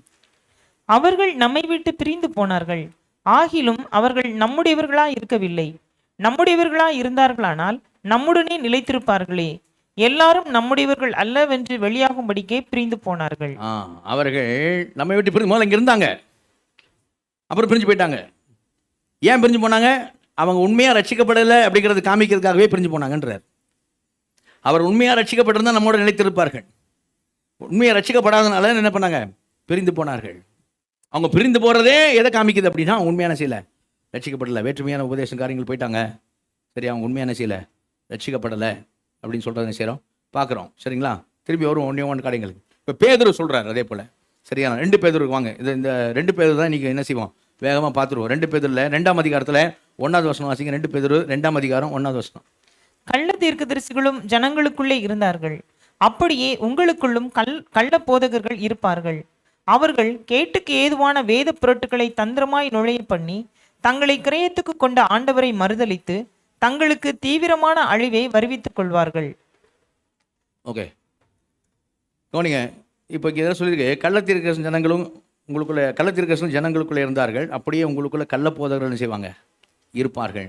அவர்கள் கேட்டுக்கு ஏதுவான வேத பொருட்களை தந்திரமாய் நுழைய பண்ணி தங்கள் கிரயத்தை கொண்ட ஆண்டவரை மறுதலித்து தங்கள் தீவிரமான அழிவை வரைத்துக் கொள்வார்கள். இந்த வசனத்தை பார்க்கும்போது, சரியா, சிலருக்கு என்ன தோணும், அந்த வசனத்தை பார்க்கும்போது தங்களுக்கு அவங்க என்ன பண்ணுவாங்க அப்படின்னா, ஓகே, அவங்க என்ன பண்ணுவாங்க அப்படின்னா தங்களுக்கு அவர்கள் அழிவை வருவித்துக் கொள்வார்கள் அப்படின்ட்டு. இப்போது உண்மையாக ரட்சிக்கப்பட்டவங்க ரட்சிப்பை இழந்து போக மாட்டாங்க அப்படின்னு சொன்னால், சரியா, உண்மையாக ரட்சிக்கப்பட்டவங்க ரட்சிப்பை இழந்து போக மாட்டாங்க அப்படின்னா, இந்த வசனத்தில் சிலர் எப்படி சொல்லக்கூடாதுன்னா, உண்மையாக ரட்சிக்கப்பட்ட விசுவாசிகள் ரட்சிப்பை இழந்து போக மாட்டாங்க. ஆனால் இந்த வசனத்தை பார்க்கும்போது போதகர்கள், பாஸ்டர்ஸ் இல்லை, டீச்சர்ஸ், சரியா, போதகர்கள் இழந்து போவாங்க அப்படிங்கிற மாதிரி இருக்கே, அப்படி எடுத்துக்கூடாது. பைபிள் அப்படி முரண்பாடாக இருக்கவே இருக்காது. சரியா? போதகர்கள், ஏன்னா இங்கே எப்படி போட்டிருக்கு அப்படின்னா, அவர்கள் என்ன செய்கிறாங்க, உங்களுக்குள்ள கள்ள போதகர்கள் இருப்பார்கள், அவர்கள் கேட்டுக்கு ஏதுவான வேத பொருட்களை தந்திரமா நுழைய பண்ணி தங்களுக்கு கிரயத்து கொண்ட ஆண்டவரை மறுதலித்து அப்படின்னு இருக்குல்ல. இந்த வார்த்தையை பார்த்தோன்னா, கிரயத்து கொண்ட ஆண்டவரை மறுதலித்து அப்படின்னா ரட்சிக்கப்பட்டு மறுதலிச்சு, அப்போ ரட்சிக்கப்பட்டவங்க ரட்சிப்பை இழந்து போவாங்க. யாரு? போதகர்களை இழந்து போவாங்க அப்படின்ற மாதிரி. அப்படி என்ன பண்ண, அது உன்னுடைய அண்டர்ஸ்டாண்டிங், தவறான அண்டர்ஸ்டாண்டிங். பைபிளில் முரண்பாடான செய்யாது இருக்காது. ரட்சிக்கப்பட்ட விசுவாசிகள் யாராக இருந்தாலும் சரி, யாருமே ரட்சிக்கப்பட்ட உண்மையாக ரட்சிக்கப்பட்ட ரட்சிப்பு இழந்து போக மாட்டாங்கன்னு சொன்னால், இந்த இடத்துல வந்து போதகர்கள் இழந்து போவாங்கன்னு பைபிள் சொல்லுமா? முரண்பாடாக பைபிள் இருக்குமா? இருக்கவே இருக்காது. சரிங்களா? அப்போ இங்கே வேறு அர்த்தம் நம்ம பார்த்துருவோம். இதை பார்க்கறதுக்காக என்ன செய்யணும் அப்படின்னா, கொஞ்சம் வேகமாக எங்கே நம்ம முதல்ல இருந்து பார்க்கணும் என்ன சொல்லியிருக்கு, எந்த சொல்ல வரான்ட்டு. அப்போ 1ஆம் அதிகாரம் வந்துருங்க, முதல் வசனம் வாசிங்க. 2 பேதுரு 1ஆம் அதிகாரம் 1ஆம் வசனம் வாசிங்க. 2 பேதுரு 1:1. நம்முடைய தேவனும் இரட்சகருமாய் இருக்கிற இயேசு கிறிஸ்துனுடைய நீதியால் எங்களைப் போல அருமையான விசுவாசத்தை பெற்றவர்களுக்கு இயேசு கிறிஸ்துவின் ஊழியக்காரனும் அப்போஸ்தலனும் ஆகிய சீமோன் பேதுரு எழுதுகிறதாவது, இயேசு கிறிஸ்து நீதியால் எங்களை போன்ற அருமையான விசுவாசத்தை பெற்றவர்களுக்கு. அல்லேலூயா. அந்த வார்த்தை நீங்களே கவனிங்க. பேதுரு என்ன சொல்றாரு? ஊழியக்காரன் எங்களுக்கு தனியா ஒரு நீதி, உங்களுக்கு தனியா ஒரு நீதின்னு சொல்லல. ஊழியக்காரருக்கு ஸ்பெஷலா ஒரு நீதி, உங்களுக்கு ஒரு நீதி சொல்லல. நம்ம நீதிலாம் அழுக்கான கந்த, அது இல்ல, சுயநீதி அல்ல, தேவநீதி. இயேசு கிறிஸ்துவனுடைய நீதியால், அவருடைய நீதியால் எங்களை போல அருமையான விசுவாசத்தை பெற்றவர்களுக்கு. அல்லேலூயா. இயேசு கிறிஸ்துவோட நீதியால் தான் நமக்கு என்ன இருக்கு? நித்திய ஜீவன் அடைவோம்ன்ற விசுவாசம் நமக்குள்ள இருக்கிறது. அல்லேலூயா.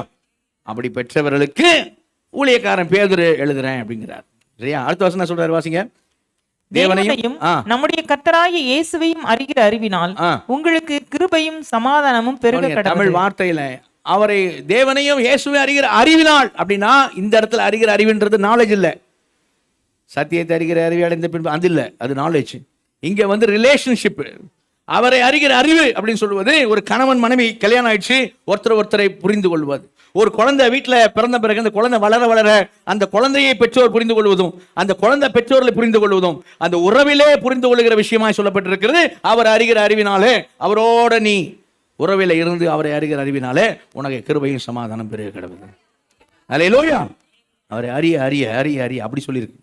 சரியா? இது நாலேஜ் சொல்லப்பட்டல. சரிங்களா? அடுத்த வசனம் வாசிங்க. அடுத்த வசனம். தம்முடைய மகிமையினாலும் காருண்யத்தினாலும் நம்மை அழைத்தவரை அறிகிற அறிவினாலே ஜீவனுக்கும் தேவபக்திக்கும் வேண்டிய யாவற்றையும் அவருடைய திவ்ய வல்லமையானது நமக்கு தந்தருளி. முதல் 2 வருஷத்துல பாருங்க. ரெண்டாம் வசனத்துல முதல் வசனத்துல என்ன சொல்லியிருக்குன்னா, இயேசு கிறிஸ்து அல்லாமல் நமக்கு ரட்சிப்பு இல்லை. அல்லேலூயா. நம்முடைய நீதி இல்லை, இயேசுடைய நீதியால். ஓகே, இப்போ இங்க என்ன சொல்லியிருக்கு? தேவன் அல்லாமல் ரட்சிப்பு இல்லை. ஏன்னா அவர் தான் நம்மை அழைத்திருக்கிறவர். நம்மை அழைத்தவரை அறிகிற அறிவினால். அல்லேலூயா. தேவன் அல்லாம என்ன இல்லை? ரட்சிப்பு இல்லை. இயேசு அல்லாமல் என்ன இல்லை? ரட்சிப்பு இல்லை. அந்த ரட்சிப்பு எப்படிப்பட்டதாக இருக்கிறதுன்னு சொன்னா, அந்த வசனம் சொல்லுது, நமக்கு என்ன தேவையோ, ஜீவனுக்கும் தேவ பக்திக்கும் நமக்கு என்ன தேவையோ எல்லாமே அந்த ரட்சிப்புக்குள்ள இருக்குது. போதுமானதா இருக்குது ரட்சிப்பு. அல்லேலூயா. அதான் நான் சொல்றேன். நீங்களே பாருங்க, தம்முடைய மகிமையான காரணத்தினால் நம்மை அழைத்தவரை அறிகிற அறிவினாலே ஜீவனுக்கும் தேவ பக்திக்கு வேண்டிய யாவற்றையும் அவருடைய திவ்ய வல்லமையானது நமக்கு தந்தளினம் என்று. அல்லேலூயா. நமக்கு ரட்சிப்புக்கு என்ன? எல்லாம். சான்டிஃபிகேஷன், பரிசுத்தமாகுதலுக்கு என்ன வேணும்? எல்லாம். அது எங்க இருக்குது? எல்லாம் கொடுக்கப்பட்டிருக்கு. எல்லாம் கொடுக்கப்பட்டிருக்கு. ஆனா நமக்கு பொறுப்பு இருக்குது. ஒரு அழியில சொல்லுவோமா, ரட்சிக்கப்பட்டவர்கள் ரட்சிப்பு இழந்து போக மாட்டாங்க, நித்திய ஜீவன் கண்டிப்பா உண்டுங்கிறது தெளிவு. அந்த தெளிவோடு நமக்கு இருக்க வேண்டியது பொறுப்பு. அல்லேலூயா. அது என்ன பொறுப்புன்னு தான் கொண்டு வர்றார் பேதுரு. அடுத்த வருஷம் வாசிங்க. இச்சையினால் உலகத்தில் உண்டான கேட்டுக்கு தப்பி திவ்ய சுபாவத்துக்கு பங்குள்ளவர்களாகும். திவ்ய சுபாவத்திற்கு, இயேசுவை போல மாறுவதற்கு, திவ்ய சுபாவத்திற்கு பங்குள்ளவர்களாகும் பொருட்டு மகா மேன்மையும் அருமையுமான வாக்குத்தத்தங்கள் நமக்கு அவைகளினாலே நமக்கு அளிக்கப்பட்டிருக்கிறது. அது நமக்கு என்ன தேவையோ, ஜீவனுக்கு தேவ பக்திக்கு வேண்டிய என்ன தேவையோ எல்லாம் அந்த ரட்சிப்புக்குள்ள அடங்கி இருக்கிறது. அல்லேலூயா. அவருடைய திவ்ய வல்லமை எல்லாத்தையும் நமக்கு தந்திருக்குது. அந்த வாக்குத்தத்தம் அதுக்கு தான் கொடுக்கப்பட்டிருக்கு. நம்ம இயேசுவை போல மாறுகிறேன். சரியா? எல்லாம் சொல்லிருக்கு. இப்போ நாம என்ன செய்யணும்? நம்ம பொறுப்பு என்ன? 5ஆம் வசனம் வாசிங்க. 5ஆம் வசனம். இப்படி இருக்க நீங்கள் அதிக ஜாக்கிரதை உள்ளவர்களாய் உங்கள் விசுவாசம். இது நாம பாருங்க, இது நம்முடைய பொறுப்பு. ஆவியானவர் நமக்கு உதவி செய்வாரு. நாமளும் ஆவியோட இணைந்து செய்யணும். அல்லேலூயா. ஆவியானவர் நமக்கு செய்வாரு, உதவி செய்ய நாமளும் ஆவியோட என்ன செய்யணும்? இணைந்து செய்யணும். ஓகே, அப்ப எப்படி சொல்லப்பட்டிருக்கு? நீங்கள் உங்கள் விசுவாசத்தோட தைரியத்தோட ஞானத்தையும், ஞானத்தோட இச்சை அடக்கத்தையும், இச்சை அடக்கத்தோட பொறுமையையும், பொறுமையோட தேவ பக்தியையும், தேவ பக்தியோட சகோதர சிநேகத்தையும், சகோதர சிநேகத்தோட அன்பையும் கூட்டி வழங்குங்கள். நாம செய்யணும். கூட்டி வழங்குங்கள். அவர் உதவி செய்வார். ஆவியானவர் நம்ம தனியா செய்யவில்லை, அவர் கூட இருப்பார். அல்லேலூயா. இதெல்லாம் என்ன பண்ணுங்க? செய்யுங்க. இது நம்ம தனியா செய்ய முடியாதுங்க. சரியா?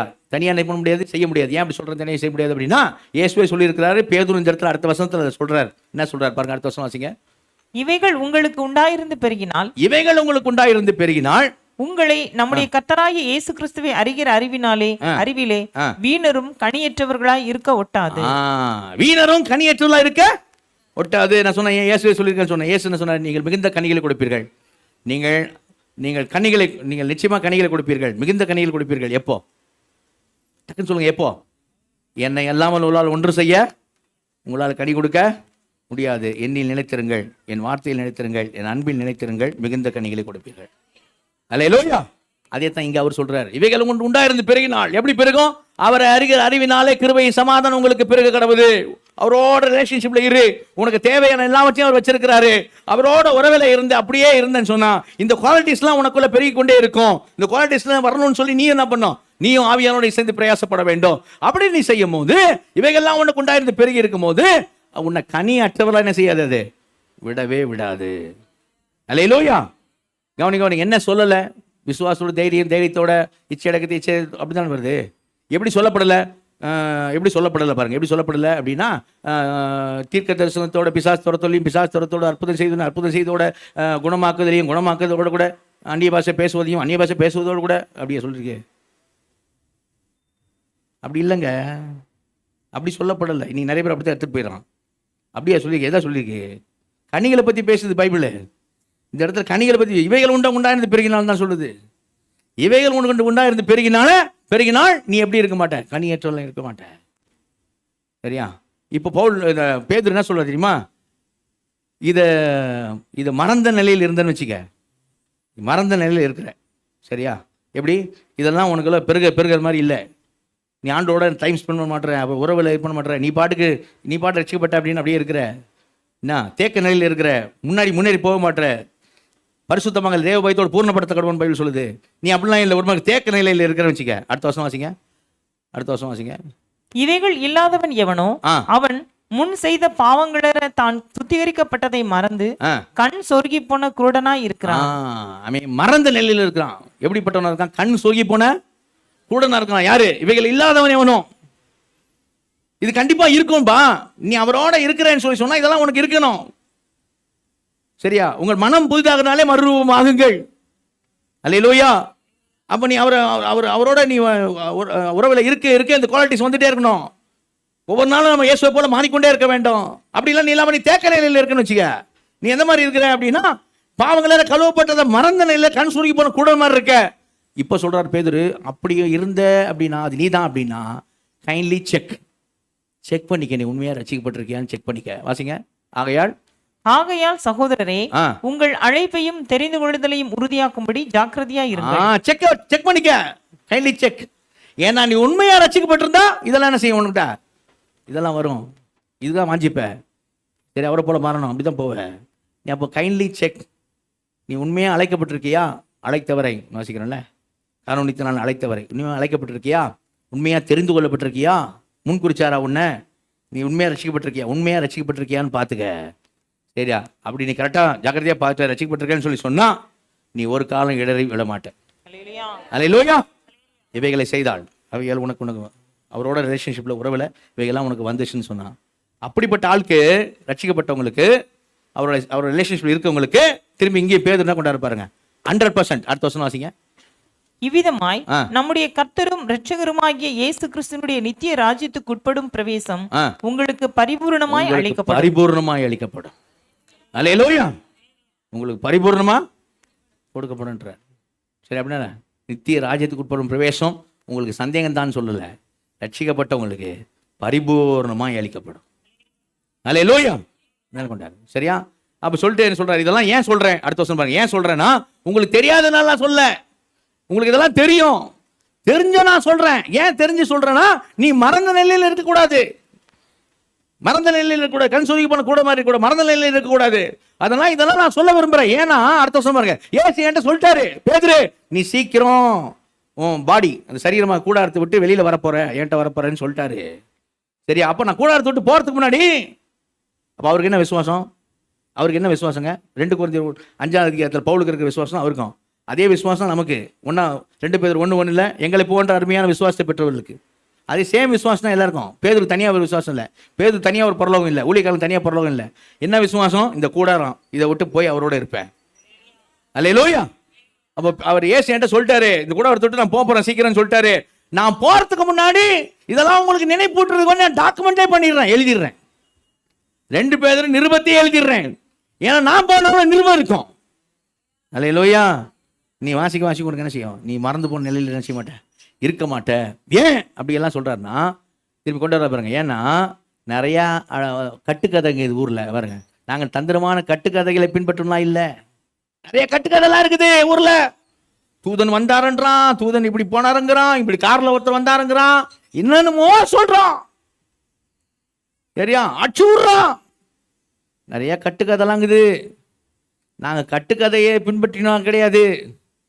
நாங்கள் அப்போஸ்தலர், அவரோட கூட இருந்தவங்க, நாங்கள் கண்ணால் பார்த்ததை உனக்கு சாட்சியா சொல்லியிருக்கோம். அல்லேலூயா.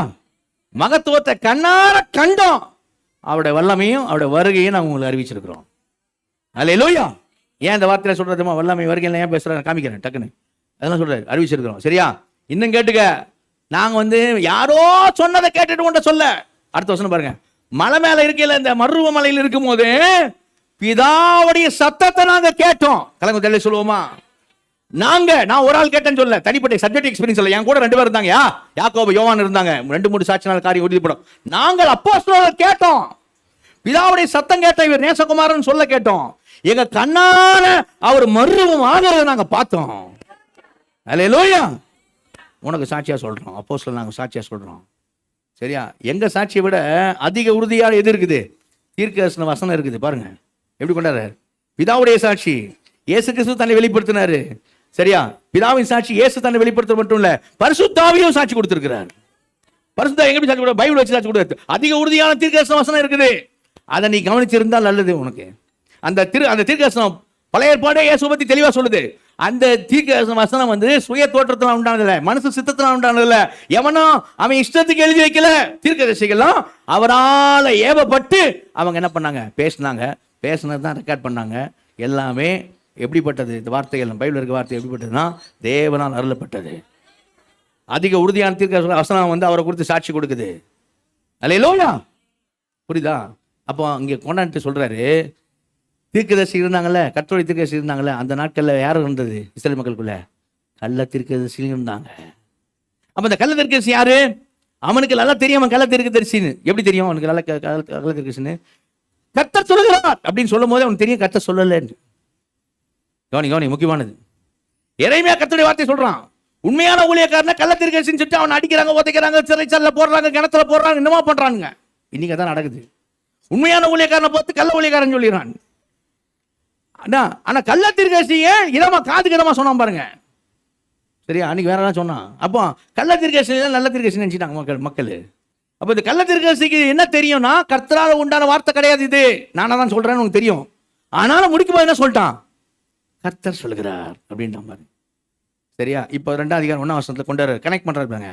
அந்த நாட்களில் கள்ள தீர்க்கதரிசி ஜனங்களுக்குள்ள இருந்து ஆண்ட சொல்லாத சொன்னான்ல, அதே மாதிரி இந்த நாட்களில் கள்ள போதகர்கள் இருப்பாங்க, டீச்சர்ஸு. அவங்க ஆண்டர் எழுதி வச்சிருக்கிறதே வேற மாதிரி சொல்லுவாங்க. அங்கே எழுதியிருக்கிறது ஒன்றா இருக்கும், அவன் சொல்கிறது வேறையாக இருக்கும். அதை எப்படி கொண்டாடுவாங்க? தந்திரமாக கொண்டாடுவாங்க அப்படிங்கிறார். இப்போ இந்த இடத்துல சரியா, அவங்க தங்கள் கிரயத்து கொண்ட ஆண்டவரை மறுதளித்தேன்னு வாசிக்கிறோம்ல. சரியா? கடகடன்னு ஒரு 5 ப்ரூஃப் கொடுத்துட்றேன். இது ரட்சிக்கப்படாதவங்க அப்படிங்கிறதுக்கு ஒரு 5 ஆதாரம் சொல்லிடுறோம். ஓகே, முதல்ல வேர்ட் ஸ்டடின்னு சொல்லுவாங்க. வேர்ட் ஸ்டடினா இங்கே இடத்துல என்ன வார்த்தை பயன்படுத்தப்பட்டிருக்கு அப்படிங்கிறது முக்கியம். கிரயத்து கொண்ட ஆண்டவரை மறுதளித்துன்னு இருக்குல்ல, கிரயத்து கொண்ட ஆண்டவரை மறுதளித்து அப்படின்னு இருக்குங்களா? ஓகே, இங்கிலீஷ் பைபிள் பாப்பா. தம்பி நீங்கள் இங்கிலீஷ் நாங்கள் கூட போடுங்கல்ல, NASB போடுங்க, என்ன போட்டிருப்பாங்க.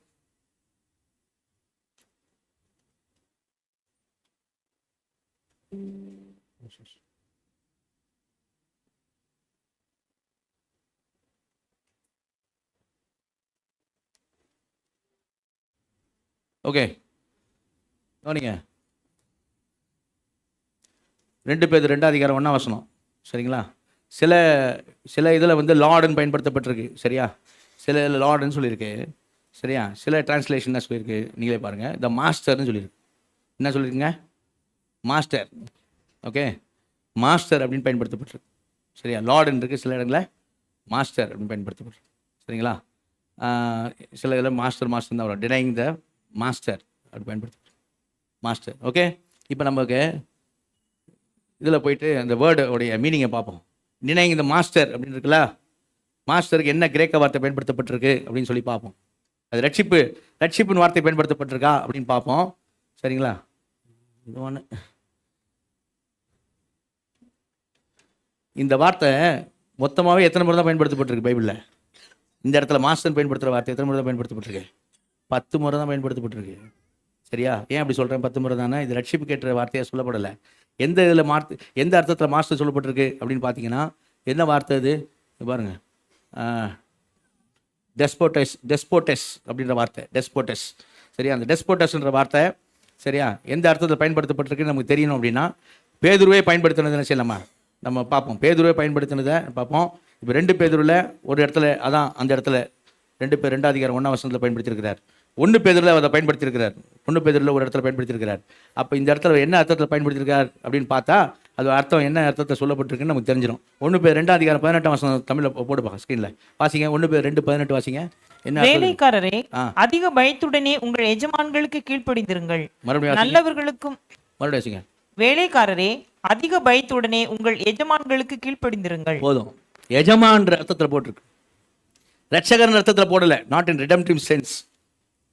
ரட்சகர் என்ற அர்த்தத்தில் கிரயத்து கொண்ட ஆண்டவரை கிரயத்து கொண்ட எஜமானனை போட்டிருக்கு. சரியா? புரியுதா? எஜமான் என்ற அர்த்தத்தில் போட்டிருக்கு. அப்போ நம்ம யோசிக்கலாம், இப்போ உண்மையாக ரட்சிப்பின் அர்த்தத்தில் போடணும்னா எப்படி போட்டிருக்கணும் தெரியுமா? ரட்சிப்பின் அர்த்தத்தில் போடணும்னா எப்படி போட்டிருக்கணும் அப்படின்னா, அங்கேயே நீங்கள் 2 பேதுருவிலேயே 2ஆம் அதிகாரத்தில் 9ஆம் வசனமாக பாருங்க. அங்கே 9ஆம் வசனத்தில் லார்ட் அப்படின்னு வரும், மாஸ்டர்னு வராது. சரியா?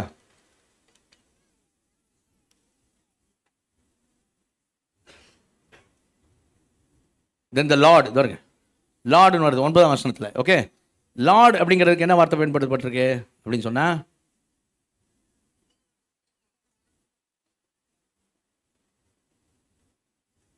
ஓகே, கியூரியோஸ் அப்படின்ற வார்த்தை. இந்த கியூரியோஸ் வார்த்தை எத்தனை பேர் பயன்படுத்தப்பட்டு நீங்களே பாருங்க. 720 தடவை பயன்படுத்தப்பட்டிருக்கு. அது 10 முறை தான் பயன்படுத்தப்பட்டிருக்கு. இந்த வார்த்தை ரட்சகர்ன்ற வார்த்தை 720 தடவை பயன்படுத்தப்பட்டிருக்கு. அப்போ இந்த வார்த்தை தான் ரட்சிப்புக்குரிய வார்த்தை. இதை நம்ம எங்கே பார்க்கலாம் அப்படின்னா, இப்போ நான் தமிழ் பைபிளே நான் சொல்கிறேன், சரியா? தமிழ் பைபிள்லேயே நீங்கள் அந்த 2ஆம் அதிகாரத்தில் 1ஆம் வசனத்தில் ஆண்டவன் இருக்குது. அது ஆண்டவர் பிளாக்காக இருக்கா? பிளாக் கலர் நிறைய பேர் பைபிள் பாருங்க. ஆனால் 9ஆம் வசனத்தில் கர்த்தர்ன்றது பிளாக்காக இருக்கா? ஏங்க இருக்குதா இல்லையாங்க? உங்கள் பைபிளில் பாருங்கள். உங்கள் பைபிளில் கர்த்தர்ன்ற வார்த்தை பிளாக்கில் இருக்கா? அது 1ஆம் அதிகாரத்தில் 8ஆம் வசனத்தில் பிளாக்கில் இருக்கா? 1ஆம் அதிகாரத்தில் 2ஆம் வசனத்தில் பிளாக்கில் இருக்கா? 1ஆம் அதிகாரத்தில் 16ஆம் வசனத்தில் பிளாக்கில் இருக்கா? சரியா? கர்த்தர் ரட்சகர், ரட்சிப்பின் அர்த்தத்தில் சொல்லியிருக்கு. அப்போ இங்கே எஜமான் அப்படின்ற அர்த்தத்தில் பேசியிருக்கு. ஓகே. ஆனால் என்ன வார்த்தை வருது? நீங்களே பார்க்குறீங்க, என்ன வார்த்தை வருது? கிரயத்து கொண்ட ஆண்டவரை அப்படின்னு வருது இல்லையா? கிரயத்து கொண்ட ஆண்டவரை அப்படின்னு வருது. அப்போ அந்த கிரயனை என்ன? சரியா? கிரயனை என்ன? மத்தேயு 13ஆம் அதிகாரத்தில் இயேசு தன்னை குறித்து சொல்லும் போது தான் அந்த காரியங்களை சொன்னார். பரலோகராஜ்யத்தின் உவமைகளை குறித்து சொன்னார். பரலோகராஜ்யத்தின் உவமையை குறித்து தன்னை குறித்து சொல்லும் போது இயேசு என்ன சொல்கிறார் அப்படின்னு சொன்னால், நீ பாருங்கள், மத்தேயு 13ஆம் அதிகாரத்து வாங்க. மத்தேயு 13ஆம் அதிகாரத்தில்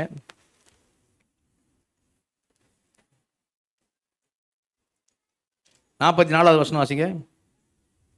அன்றியும் பரலோக ராஜ்யம் நிலத்தில் புதைந்திருக்கிற பொக்கிஷத்துக்கு ஒப்பாயிருக்கிறது. அதை ஒரு மனுஷன் கண்டு மறைத்து அதை பற்றிய சந்தோஷத்தினாலே போய் தனக்குண்டான எல்லாவற்றையும் விற்று அந்த நிலத்தை கொள்ளுகிறான். ஒரு மனிதன், அது இயேசு அவரை தான் சொன்னார், நம்மள இல்லை. ஒரு மனிதன் சொல்லி அவரை சொல்றார். அவர் நிலத்துல ஒரு பொக்கிஷம் இருக்குதை பார்த்துட்டு அந்த நிலத்தை அவர் என்ன பண்றாரு? கிரயம் கொடுத்து, லலவனை கிரயம் கொடுத்து நிலத்தை வாங்குறார். அவர் அந்த நிலத்தை வாங்குறதுக்கு காரணம் என்ன? டக்குன்னு சொல்லுங்க. நிலத்தை வாங்குறதுக்கு காரணம் என்னங்க? அந்த நிலத்துல என்ன இருக்குது? பொக்கிஷம் இருக்கு. அப்ப அந்த நிலம் எது? அந்த நிலம் எது? 38ஆம் வசனம் பாருங்க. நிலம் எது? 38ஆம் வசனம். நிலம் எதுங்க? நிலம் உலகம். நிலம் உலகம். சரியா? உலகம்.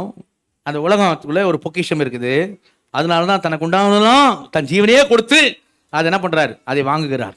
நீங்க பைபிளில் பார்த்தீங்கன்னா, நான் வேகமாக சொல்ற டைம் இல்லை, பைபிளில் பார்த்தீங்கன்னா எப்படி பைபிளில் இருக்கு அப்படின்னா, இயேசு கிறிஸ்து நமக்காக ஜீவனை கொடுத்தப்ப சொல்லு, தேவன் ஒரே பேரான குமாரனை விசுவாசிக்க எவனும் கெட்டு போகாமல் நித்திய ஜீவன் அடையும்படிக்கு அவரை தந்தரளி எவ்வளவாய் உலகத்தில் அன்பு கொண்டார்.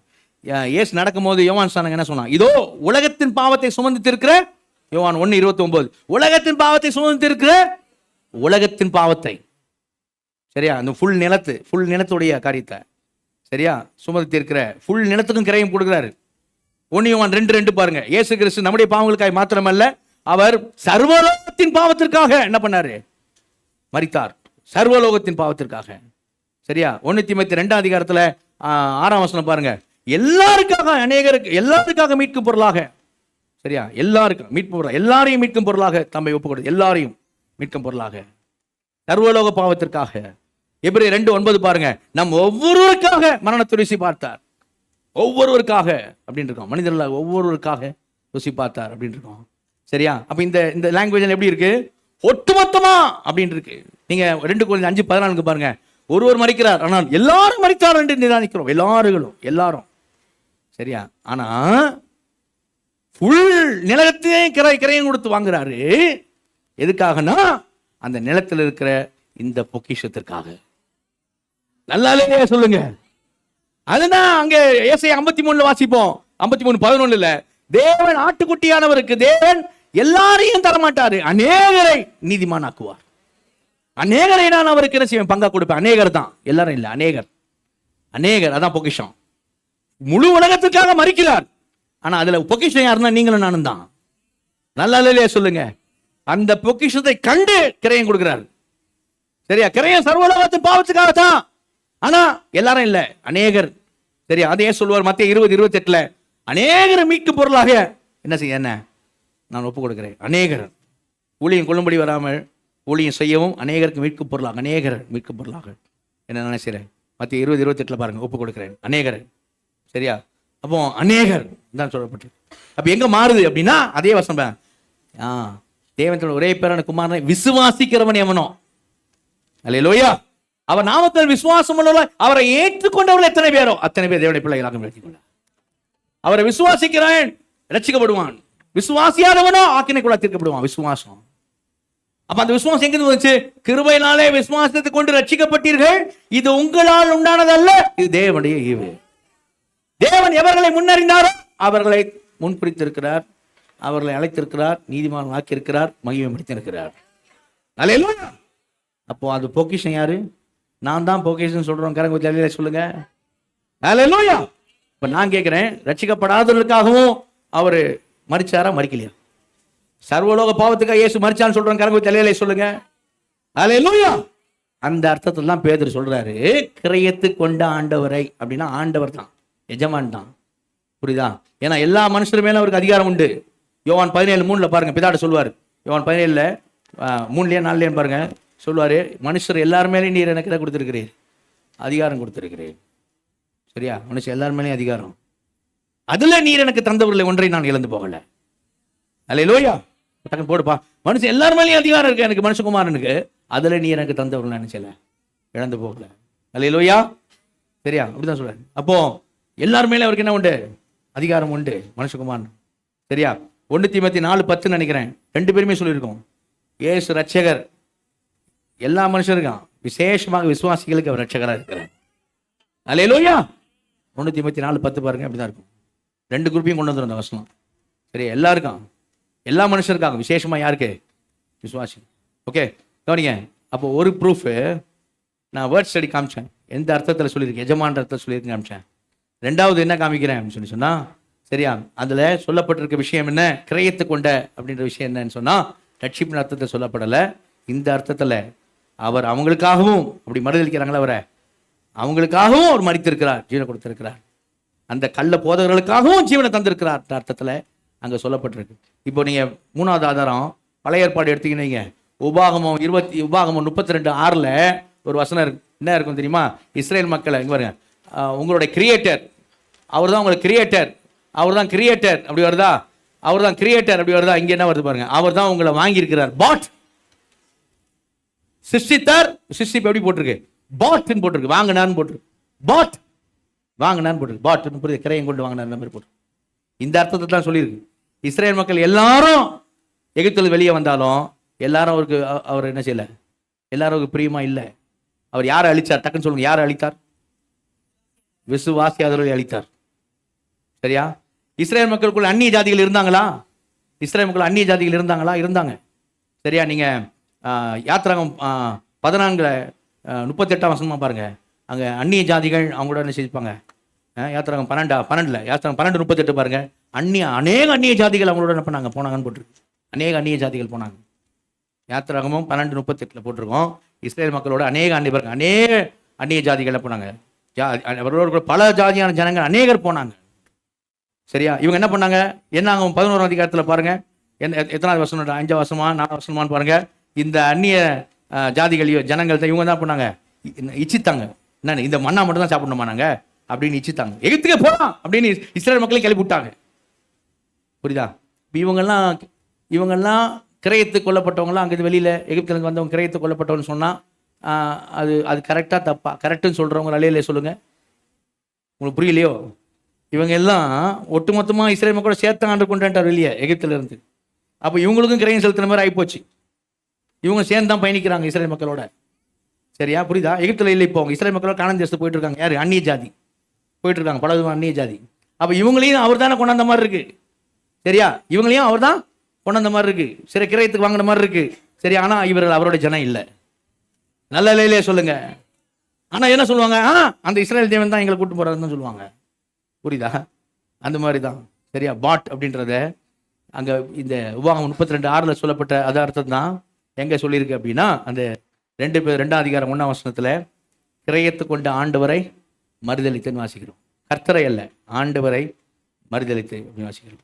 நான் இப்போ பழைய ஏற்பாட்டில் சொன்னேன்ல, நீங்க 2 பேதுருவையும் யூதாவையும், 2 பேதுருவையும் யூதா ரெண்டையும், சரியா? இப்போ நீங்க 2 பேதுரு கீழே போடுங்க, நான் யூதாவை இங்க போடுறேன். 2 பக்கத்து வச்சு பார்த்தீங்க, 2 ஒரே மாதிரி இருக்கும். அந்த யூதா நிருபத்திலிருந்து இவங்க யாருன்னு நம்ம என்ன செஞ்ச முடியும்? நம்ம கண்டுபிடிச்சிட முடியும். சரியா? அந்த யூதா நிருபத்திலிருந்து யாருன்னு நம்ம என்ன பண்ண முடியும்? கண்டுபிடிச்சிட முடியும். சரியா? நான் சில வசனங்களை சொல்றேன், நீங்க செக் பண்ணி பாருங்க. 2 பேதுருவும் யூதா ரெண்டுமே பக்கத்து வச்சு பார்த்தா 2ம் ஒன்னா இருக்கிறத பார்க்க முடியும். சில வசனங்களை என்ன பண்ணுவோம், நீங்க ஸ்க்ரீன்ல போடுமா சில வசனங்களை. 2 பேதுரு 1ஆம் அதிகாரத்தில் 3ஆம் வசனம் பாருங்க, யூதா 1 மாதிரி இருக்கும். சரியா? என்ன இருக்கும் அப்படின்னா, நம்மை அழைத்த அறிவினாலே, சரியா, மகிமையினால் அழைத்திருக்கிறார் அப்படின்ற மாதிரி வரும். சரிங்களா, அழைக்கப்பட்டவர்கள். ஓகே, அடுத்து நீங்கள் 2 பேதுருல 2 அதிகாரத்தில் 1ஆம் வசனம் வந்து யூதா 1:4 இருக்குது. யூதா 1:4 பாருங்க. இந்த யூதா 1:4 2 பேதுரு 2:1 இது வாசிங்க. 2 பேர் 2:1 வாசிங்க. கள்ளத்தீர்க்கதரிசிகளும் ஜனங்களுக்குள்ளே இருந்தார்கள். இங்க பாருங்க, நீங்களே பாருங்க. அப்படியே உங்களுக்குள்ளும் கள்ளப்போதகர்கள் இருப்பார்கள். அவங்க என்ன பண்ணுவாங்க?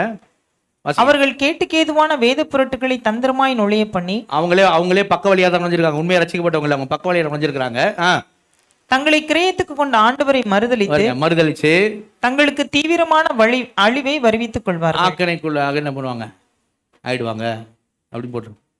சரியா, யூதா நிருபம் 2 பேதுரு 2 பக்கத்தை பார்த்து வச்சு பார்த்தீங்கன்னா தெரியும். நீங்க இப்போ 2 பேதுருல 2ஆம் அதிகாரம் 4ஆம் வசனம் பாருங்க. இங்க 6ஆம் வசனம் தாங்க இருக்கும். பாவம் செய்த தூதர்களை தேவன் தூதர்கள் இருக்கா? சரியா, 2 பேதுரு 2ஆம் அதிகாரத்துல 4ஆம் வசனம் தான் 4ஆம் வசனம் தூதர்கள் இங்க இருக்கும். 6ஆம் வசனம் பாருங்க. 2 பேர் 2:6 பாருங்க. சோதோம் குமரா என்னும் பட்டணங்களையும் 7ஆம் வசனத்துல இருக்கா? சோதோம் குமரா இருக்குதா? சரியா, 2 பேர் 2ஆம் அதிகாரம் 10, 11 அந்த வசனம் பாருங்க. அவங்க வந்து மகத்துவங்களை என்ன பண்ணுவாங்க? தூஷிப்பாங்கன்னு இருக்கும். இங்க பாருங்க, தூஷிக்கிறாங்கன்னு இருக்கும். சரியா, ஓகே, டைம் இல்லை. அடுத்து 2 பேதுரு 2ஆம் அதிகாரம் 13ஆம் வசனம் பாருங்க. இங்க 12ஆம் வசனமா இருக்கும். இவர்கள் ஒரு நாள் வாழ்வை இன்பமென்று எண்ணி கரைகளும் லட்சங்களும். அடுத்து 2 பேதுரு 2ஆம் அதிகாரம் 15ஆம் வசனம் பாருங்க. 11ஆம் வசனத்துல இருக்கும். செம்மையான வழியை விட்டு தப்பி நடந்து பேயோரின் குமாரனாகிய பிழையாம் பத்தி இருக்கா? இருக்குது. சரிங்களா, இவங்க 2 பேர் 2ஆம் அதிகாரம் 17ஆம் வசனம் பாருங்க. அது 11, 12 இருக்கும். இவர்கள் தண்ணீர் இல்லாத கிணறுகளும் காற்றினால் அடியண்டோடுகிற மேகங்களுமா இருக்கிறாங்க. சரியா, 3ஆம் அதிகாரம் 2 பேர் 3ஆம் அதிகாரம் 2ஆம் வசனம் பாருங்க. 17ஆம் வசனத்துல இருக்கும். பரிசுத்த தீர்க்கதரிசிகளால் முன் சொல்லப்பட்ட வார்த்தைகளையும் இரட்சகராய் இருக்கிற கர்த்தருடைய அப்போஸ்தலர் சொல்லப்பட்ட வார்த்தைகளை என்ன பண்ணுங்க? நினைவு கூறுங்க இருக்கு. சரியா, 2 பேர் 3ஆம் அதிகாரம் 3ஆம் வசனம் பாருங்க. 18ஆம் வசனமா இருக்கும்.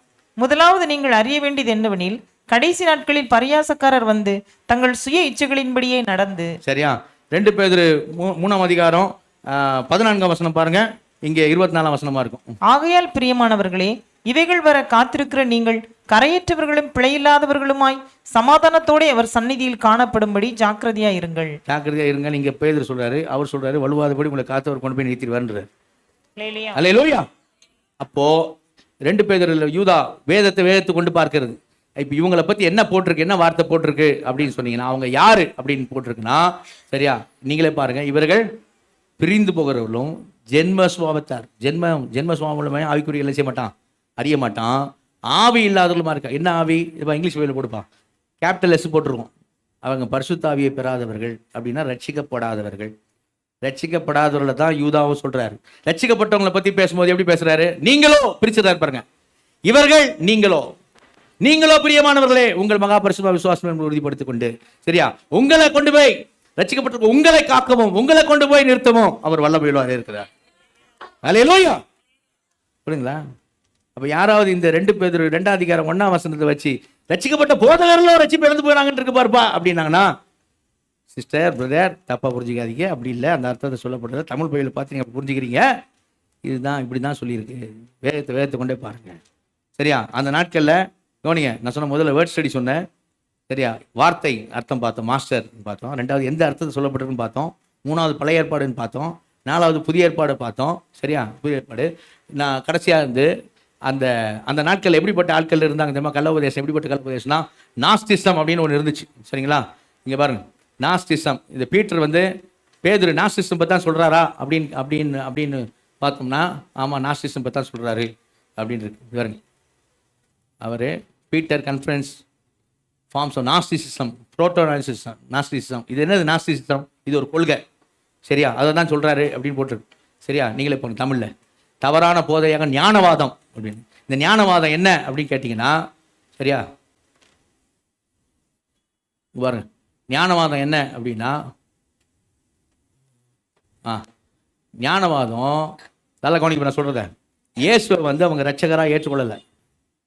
இது ஞானவாத கொள்கை தெரியுமா?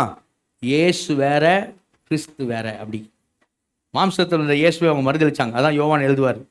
1 யோவான் 2ஆம் அதிகாரத்தில் பார்த்தீங்கன்னா, மாம்சத்தில் வந்த கிறிஸ்துவ மறுதளிக்கிற எவனும் அந்தி கிறிஸ்துன்னு சொல்லுவார். மாம்சத்தில் இயேசுவை மறுதளிச்சாங்க. இந்த இயேசுக்குள்ள கிறிஸ்து இருந்தார் அப்படின்வாங்க. இயேசுக்குள்ள கிறிஸ்து இருந்தார். சரியா, அப்போ மறிக்கும் போது இயேசு போய் மறிச்சாரு, கிறிஸ்து மறிக்கல. உயிர்த்தெழும் போது கிறிஸ்து உயிர்த்தெழுந்து பரமேறி போயிட்டாரு அப்படின்வாங்க. இயேசையும் கிறிஸ்துவையும் என்ன பண்ணுவாங்க, போட்டு பிரிப்பாங்க. ஆவியும் சரீரத்தை பிரிக்கிறது. அதனால அவங்க எப்படிப்பட்ட கொள்கை உடையவர்களாக இருந்தாங்கன்னா, உன் ஆவி ஓகே ரைட், சரீரத்தில் நீ செய்கிற பாவத்துக்கு உனக்கு தண்டனையே இல்லை, என்ன பாவம்னா நீ பண்ணிக்கலாம், ஆவி கரெக்டாக இருக்கா இருந்துட்டு போ. இந்த மாதிரி கொள்கையெல்லாம் இருந்துச்சு முதல் நூற்றாண்டில். இப்போ இருக்குல்ல, ரசிக்கப்பட்டியா என்ன வேணா பண்ணலாம் நீ, பைபிள் எங்கேயும் அப்படி சொல்லலை, நம்மளும் அப்படி நம்ம சபையில் பிரசங்கிக்கல. அல்லேலூயா, அல்லேலூயா. பாவம் உனக்கு இனிமேல் எஜமான் இல்லை, பாவத்துக்கு இனிமேல் நீ அடிமை இல்லை. ஆனால் அதே நேரம் பாவம் இல்லாத பரிபூர்ண வாழ்க்கை இங்கே பூமியில் இல்லை, பாவத்தோடு உனக்கு போராட்டம் உண்டு. சரியா? அப்போ அந்த பாவத்தை வெறுத்து பரிசுத்த விரும்பும் புதிய வாழ்க்கை, ஆவியானோட இசைந்து நடக்கிற வாழ்க்கை தான் இந்த புதிய உடன்படிக்கையின் ரட்சிக்கப்பட்ட வாழ்க்கை. அல்லேலூயா. அதுதான் நம்ம பிரசங்கிக்கிறோம். ஆனால் அவங்க என்ன பிரசங்கிக்கிறாங்க, ஒரு குரூப் சொல்லுது உனக்கு விடுதலையே இல்லை அப்படின்னு சொல்லுது, அதுவும் தப்பு. இன்னொரு குரூப் சொல்லுது நீ பாவம் செய்யும்படி விடுதலையாக இருக்கிறாய், பாவம் செய்யும்படி விடுதலை பெற்றிருக்கிறாய், என்ன வேணா பாவம் பண்ணிக்கலாம்னு சொல்லுது, அதுவும் தப்பு. ஆனால் சத்தியம் என்ன, நம்ம சபையில் பிரசங்கிப்படுறது என்ன, விடுதலை இல்லைன்னு நம்ம சொல்லலை, லீகலிசம் லா அது இல்லை, அது சொல்லலை. இந்த பக்கம் லைசன்ஸ் கொடுத்துடல, ரசிக்கப்பட்டு என்ன வேணா செய்யலாம், அதை நம்ம பிரசங்கிக்கல. சரி, அதான் இந்த மாதிரி கொள்கை கூட தான் அந்த தவறான, அதுதான் 2 அதிகாரத்தில் எழுதப்பட்டிருக்கு. சரியா? அப்படி நம்ம சொல்லலை. ஆனால் நம்ம சொல்கிறோம், அவன் சொல்லலாம் விடுதலை பெற்றிருக்கிற, பாவம் செய்யறதுக்கு எவ்வளோனா பாவம் செய்யறதுக்கு விடுதலை பெற்றிருக்கேங்கிறான், அது தப்பு. சத்தியம் நம்ம என்ன பிரசங்கிக்கிறோம், நீ விடுதலை பெற்றிருக்கிற, முழு விடுதலை பெற்றிருக்கிற, பாவம் செய்வதற்காக இல்லை, அந்த கிருபையினாலே பாவத்தை மேற்கொள்வதற்காக. அல்லேலூயா. அது ஆண்டவர் என்ன, உனக்கு ரட்சிக்கப்பட்ட உனக்கு ஆவியானவர் என்ன பண்ணுவார், உதவி செய்வார். அதுதான் ரோமர் 8. சரியா? ஆவியானோட இசைந்து நடக்கிற வாழ்க்கை. அப்போ ரட்சிக்கப்பட்டவங்க கவனிங்க, ரட்சிக்கப்பட்டிருக்க விசுவாசியான போதகர் நாலேஜ் யாரால ரட்சிக்கப்பட்டவங்க ரட்சிப்பு என்ன செய்ய மாட்டாங்க, இழந்து போக மாட்டாங்க. டைம் இல்லாதனால வேகமாக சொல்லிடுறேன். நீங்கள் 2 பேர் வீட்டில் போய் என்ன பண்ணுங்க, வாசித்து பாருங்க. அதுக்கு அடுத்தவர் என்ன பேசுவார்னு பார்த்தா ஃபர்ஸ்ட் அவங்க பரிசுத்தரை மறுதளிப்பாங்க, ஆண்டவரே மறுதளிப்பாங்க. இயேசுவே அவங்க ரட்சகராக என்ன செய்யலை, ஏற்றுக்கல, ஆண்டவரை ஏற்றுக்கல, கர்த்தராக ஏற்றுக்கல. சரியா? அவங்களுக்கு கிரைம் செலுத்தினார், ஆனால் மறுதளிச்சாங்க. அவங்க ஆண்டவரை மறுதளிப்பாங்க, அடுத்து எதை மறுதளிப்பாங்க, பரிசுத்தரை மறுதளிப்பாங்க, அடுத்து பரிசுத்த வாழ்க்கையை என்ன செய்வாங்க, மறுதளிப்பாங்க. இவர்கள் நிமித்தம் சத்திய மார்க்கம் தூஷிக்கப்படும். சரியா? இன்னைக்கு ஹைப்பர் கிரேஸ் இருக்குல்ல, ரட்சிக்கப்பட்டியா என்ன வேணா பண்ணலாம் நீ அப்படின்னு சொல்லி என்னென்னவோ பண்ணுறாங்களே, எவ்வளோ வேணா பாவம் பண்ணலாம் அப்படிங்கிறவங்களை பண்ணுற போது கிறிஸ்துவ மார்க்கம் என்ன செய்யும், கண்டிப்பாக தூஷிக்கப்படும். சரிங்களா? அந்த நாட்கள் முதல் நூற்றாண்டில் இருந்தவங்க இன்னைக்கு எப்படிப்பட்ட கூட்டம் தெரியுமா, யெகோவா சாட்சி மாதிரி. யெகோவா சாட்சி தான் என்ன சொல்லுவாங்க அப்படின்னா, இயேசுவை ரட்சகரா கிறிஸ்துவ என்ன செய்ய மாட்டாங்க, சொல்ல மாட்டாங்க. மோர்மோன் சபை இருக்கு தெரியுமா, கடைசி கால பரிசுத்தவான்கள் அப்படின்வாங்க. கடைசி கால இயேசுடைய பரிசுத்தவான்கள் வாங்க, இயேசுடைய பரிசுத்தவான் கிடையாது அவங்க. சரியா? அவங்க போனீங்கன்னா போகக்கூடாது சொல்கிறேன். அங்கே போகிற ஆட்கள் என்ன பண்ணுவாங்க, வேற மாதிரி கொண்டு போயிடுவாங்க. முதல்ல செழிப்பு தான், பொருளாசை. சரியா? உன்னை அது முதல்ல கொண்டாந்துடுறோம் அப்படின்வாங்க. அந்த பேதுருவில் வாசிங்கன்னா, யூதாவில் வாசிங்கன்னா அதான் போட்டிருப்போம். அவங்க பரிசுத்தத்தை செய்வாங்க, மறுதளிப்பாங்க அப்படின்னு போட்டிருப்போம். சரியா? பரிசுத்தத்தை மறுதளிப்பாங்க, பரிசுத்தத்தை மறுதளிப்பாங்க. 2 பேர் 3ஆம் அதிகாரத்து வந்தீங்கன்னா, பரியாசக்காரர் அவர் வருகையை என்ன பண்ணுவாங்க, மறுதளிப்பாங்க. வராருன்னு சொல்ற வாக்குத்தத்தம் எங்க, எல்லாம் இருந்தபடியே இருக்குது அப்படின்வாங்க. வருகை என்ன பண்ணுவான், மறுதளிப்பான். யெகோவா சாட்சி கேட்டு பாருங்க, யெகோவா சாட்சிக்கு வருகையெல்லாம் இல்லை. வேற எதை மறுதளிப்பாங்க, ஆக்கினை அப்படிங்கிறத மறுதளிப்பாங்க. தேவன் ஆக்கினை, யாருக்குமே ஆக்கினை செலுத்த மாட்டான்றாங்க. அதுதான் அங்கே 2 பேர்ல சொல்றாரு. தூதரை விட்டு வைக்கல, சோதம் குமரா விட்டு வைக்கல. சரியா? நோவா காலத்தில் விட்டு வைக்கல. சரியா? புரிஞ்சுக்க, அவர் கண்டிப்பா நீதி செய்கிற தேவன், ஆக்கினை செலுத்துவார். அங்கே யூதா சொல்லுவார், ஏனோக்கே சொல்லியிருக்கிறான் சொல்லுவார். இவங்க சொல்லுவாங்க ஆக்கினை யாருக்குமே கிடையாது. யெகோவா சாட்சிகிட்ட பேசி பாருங்க, சொல்லுவான் நீ பிதாவை ஏற்றுக்கொண்டினா உனக்கு அவரோட நித்தியத்தில் இருப்ப, ஏற்றுக்கொள்ளலையா அதோட உன் லைஃப் முடிஞ்சிடும், நீயே இருக்க மாட்டேன், அவ்வளோதான். நரங்கெல்லாம் கிடையாது அவனுக்கு, நீயே இருக்க மாட்டேன், நரங்கம்லாம் ஒன்றுமே கிடையாது. இருந்தா பரலோகத்தில் இருப்ப, இல்லைன்னா நீயே இருக்க மாட்ட. இதுதான் உபதேசம். யாரு? யெகோவா சாட்சி. சரியா? இன்னைக்கு நாட்களில் சொல்கிறேன், அன்னைக்கு யெகோவா சாட்சி இன்னைக்கு நாட்களில். ஸோ அந்த நூற்றாண்டில் இருந்தது போல இன்றைக்கு என்ன செய்யுது, நாம் இருக்கிற சூழ்நிலை இருக்குது. ஆனால் நமக்கு பைபிள் என்ன சொல்லுது அப்படின்னா, இப்போ லாஸ்ட் வசனம் போடுங்க, அந்த 2 பேர் 3ஆம் அதிகாரம் 18ஆம் வசனம். நமக்கு என்ன சொல்லுது பைபிள், இப்படிலாம் இருக்கிறதுனால ரட்சிக்கப்பட்டிருக்கு நமக்கு. சரியா? ரட்சிக்கப்பட்டிருக்கு, நான் ரட்சிக்கப்பட்டேன் அப்படின்னு அப்படியே இருக்காது, தேக்க நிலையில் இருக்காத, மறந்து போன நிலையில் கண் சொருகி போன கூட மாதிரி இருக்காத. என்ன பண்ணு, நம்முடைய கர்த்தரும் ரட்சகருமா இருக்க இயேசு கிறிஸ்துவின் கிருபையிலும் அவரை அறிகிற அறிவில் என்ன பண்ணுங்க, வளருங்கள். ஒரு குரூப் இருக்கு, அவங்க எப்படிப்பட்டவங்க, அவங்க வஞ்சகமாக நடக்கிற உலகத்திலிருந்து தப்பி வந்தவங்கள இந்த கூட்டம் என்ன பண்ணுது, ரட்சிக்கூட. எபிரேயாக்கியன் சொன்னார்ல, உள்ள வந்தா வாசல் வரைக்கும் வந்த பாறை இனத்தில் வைக்கப்பட்ட இவங்க தூக்கின்னு போயிடுறாங்க வெளியில. அதான் சொல்லுவாரு, கர்த்தர் ரட்சகரமா இருக்க இயேசு கிறிஸ்து அறிகிற அறிவினால் உலகத்தில் அசுத்து தப்பிடுவார், மறுபடியும் போய் சிக்கிட்டான்னு வச்சுக்க. அப்படின்னா அறிவு மட்டும்தான், ரட்சிக்கப்படாமல் போயிடுறான். சிக்கிட்டானா அவனோட பின்னிலைமை முன்னிலைமை எப்படி இருக்கும், கேடுதலாக இருக்கும். ஆனால் ரட்சிக்கப்பட்டிருக்க நாம என்ன அவருடைய புதிய வானம் புதிய பூமியை வர்றதுக்காக காத்திருக்கிறோம். அப்படி காத்திருக்கிற நாம, வருகை காத்திருக்கிற நாம என்ன செய்யணும் அப்படின்னு சொன்னால், அவர் அறிகிற அறிவில் என்ன செய்ய வேண்டும்? நம்ம வளர வேண்டும். அல்லேலூயா, அல்லேலூயா. அவரை அறிகிற அறிவில் வளருங்கள். எப்படி வளர்றது? அவர் அறிகிற அறிவில் சபைக்கு ஒழுங்கணும், சத்தியத்தில் எல்லாம் கேட்கணும், பைபிள் எல்லாம் என்ன பண்ணணும், வாசிக்கணும். வாங்க, புது வருஷம் வருதுங்க, சரியா? ரெசல்யூஷன் எடுத்து உடைக்கிற மாதிரி இருக்கக்கூடாது. நல்லா பைபிள் இனிமேல் என்ன செய்வேன்? வாசிப்பேன். பைபிள் எல்லாம் வாசிக்கணும். பைபிள் கிளாஸ் மிஸ் பண்ணக்கூடாது, கேர்சல் மிஸ் பண்ணக்கூடாது, சீசலிங் சபை கூடி வருது என்ன செய்யக்கூடாது, மிஸ் பண்ணக்கூடாது. எங்கெல்லாம் அவரை பற்றி சொல்லப்படுதோ, எங்கெல்லாம் யூடியூப்பில் சுற்றக்கூடாது, சரியா? கண்டதையும் சாப்பிடக்கூடாது, நல்லதில்லை, ஃபுட் பாய்சன் ஆகிடும். ஆரோக்கியமான உபதேசத்தை கேட்கணும். சபையில் வச்சு என்ன பண்ணோம்? அவர் அறிவில் நாம வளர வேண்டும், கிருபையில் நாம பலப்பட வேண்டும். அல்லேலூயா. ஆண்டவர் நமக்கு உதவி செய்வாராக. எல்லாரும் கண்களை மூடி ஆண்டவர்கிட்ட நம்ம எல்லாருமே கிருபை கேட்போமா? எல்லாரும் ரட்சிக்கப்பட்டிருக்க, எல்லாம் உண்மையாக ரட்சிக்கப்பட்டவங்க. அவரை அறிகிற அறிவினால் கிருபையின் சமாதானம் பெருகும்னு சொல்லுது வேதம். அவரை அறிகிற அறிவிலும் கிருபையில் என்ன பண்ணுங்க? பலப்பிடங்கள்னு சொல்லப்பட்டிருக்கிறது. இவைகள் உங்களுக்கு உண்டாயிருந்து பெருகினால் உங்களை அது கனியேற்றலாக இருக்க விடாதுன்னு சொல்லப்பட்டிருக்கிறது. ஆண்டவரே, எனக்கு உதவி செய்யுங்க. கண் சொருகி போன குருடனை போல மறந்த நிலையில், தேக்க நிலையில் நான் இல்லாதபடி உண்மை அறிகிற அறிவிலே நான் விருத்தி அடைய கிருபையில் பலப்படுவதற்கு எனக்கு உதவி செய்யும் ஆண்டவரேன்னு சொல்லி கரங்கள் வைத்து எல்லாரும் ஒப்பு கொடுப்போம். ரசிக்கப்பட்டிருக்கும் எல்லாருமே ஆண்டவரே, அறிகிற அறிவியல் கிருபையிலும் நான் ஆண்டவரை பலப்படுவதற்கு உதவி செய்யும்னு சொல்லி வல்ல பிதாவே நன்றியோடு துதிக்கிறோம், சோதரிக்கிறோம். அப்பா, அந்த நேரத்தில் குமார் நகேஷ் நாமத்தில் வருகிற ஆண்டவரே, எங்களோடு நீர் பேசின வார்த்தைகளுக்கு மக்கள் நாங்கள் நன்றி செலுத்துகிறோம். இந்த நாளிலே கர்த்தாவே தகப்பனே, வேத வசனங்களை நன்றாய் புரிந்து கொள்ள, அறிந்து கொள்ள நீர் பாராட்டின பெரிதான கிருபைக்காக மக்கள் நாங்கள் நன்றி செலுத்துகிறோம். கர்த்தாவே சோதரிக்கிறோம். ஆண்டவருடைய கிருபையில் நாங்கள் பலப்பட முடியும். அறிகிற அறிவில் நாங்கள் ஒவ்வொருவரும் கர்த்தாவே ரட்சிக்கப்பட்டவங்க ஒவ்வொருவரும் விருத்தி அடையும்படியான கிருபை தேவன் நீர் பாராட்டும்படியா உங்களுடைய வல்ல கருத்தை எங்கள் ஒவ்வொருவரையும் ஒப்புக் கொடுக்கிறோம். கர்த்தாவே தகப்பனே, ஆண்டவரே சோதரிக்கிறோம். கேட்ட இந்த வார்த்தைகளை மறுபடியும் நாங்கள் வேதத்திலே பார்ப்பதற்கும் ஆண்டவரே இன்னும் கிருபையில் பலப்படுவதற்கும் எங்களை உதவி செய்யும், பெரிய காரியங்களை செய்யும். இயேசு நாமத்தை ஜெபங்கள் ஜீவனங்கள் நல்ல பிதாவே, ஆமென். கையில் போடுவோம், சேர்ந்து சொல்லுவோம். என் ஆத்துமாவே கர்த்தரை ஸ்தோத்திரி, என் முழுவதுமே பரிசுத்த நாமத்தை ஸ்தோத்திரி. என் ஆத்துமாவே கர்த்தரை ஸ்தோத்திரி, அவர் செய்த சகல உபகாரங்களையும் மறவாதே. ஆமென். கர்த்தராகிய இயேசு கிறிஸ்துவின் கிருபையும் பிதாவாகிய தேவனுடைய அன்பும் பரிசுத்த ஆவியினுடைய அந்யோன்ய ஐக்கியமும் சுகமும் பாதுகாப்பு அனைவரோடு இப்பொழுதும் எப்பொழுதும் இயேசு கிறிஸ்து ரகசிய வருகை மட்டும் இருப்பதாக. அல்லேலூயா, அல்லேலூயா, அல்லேலூயா.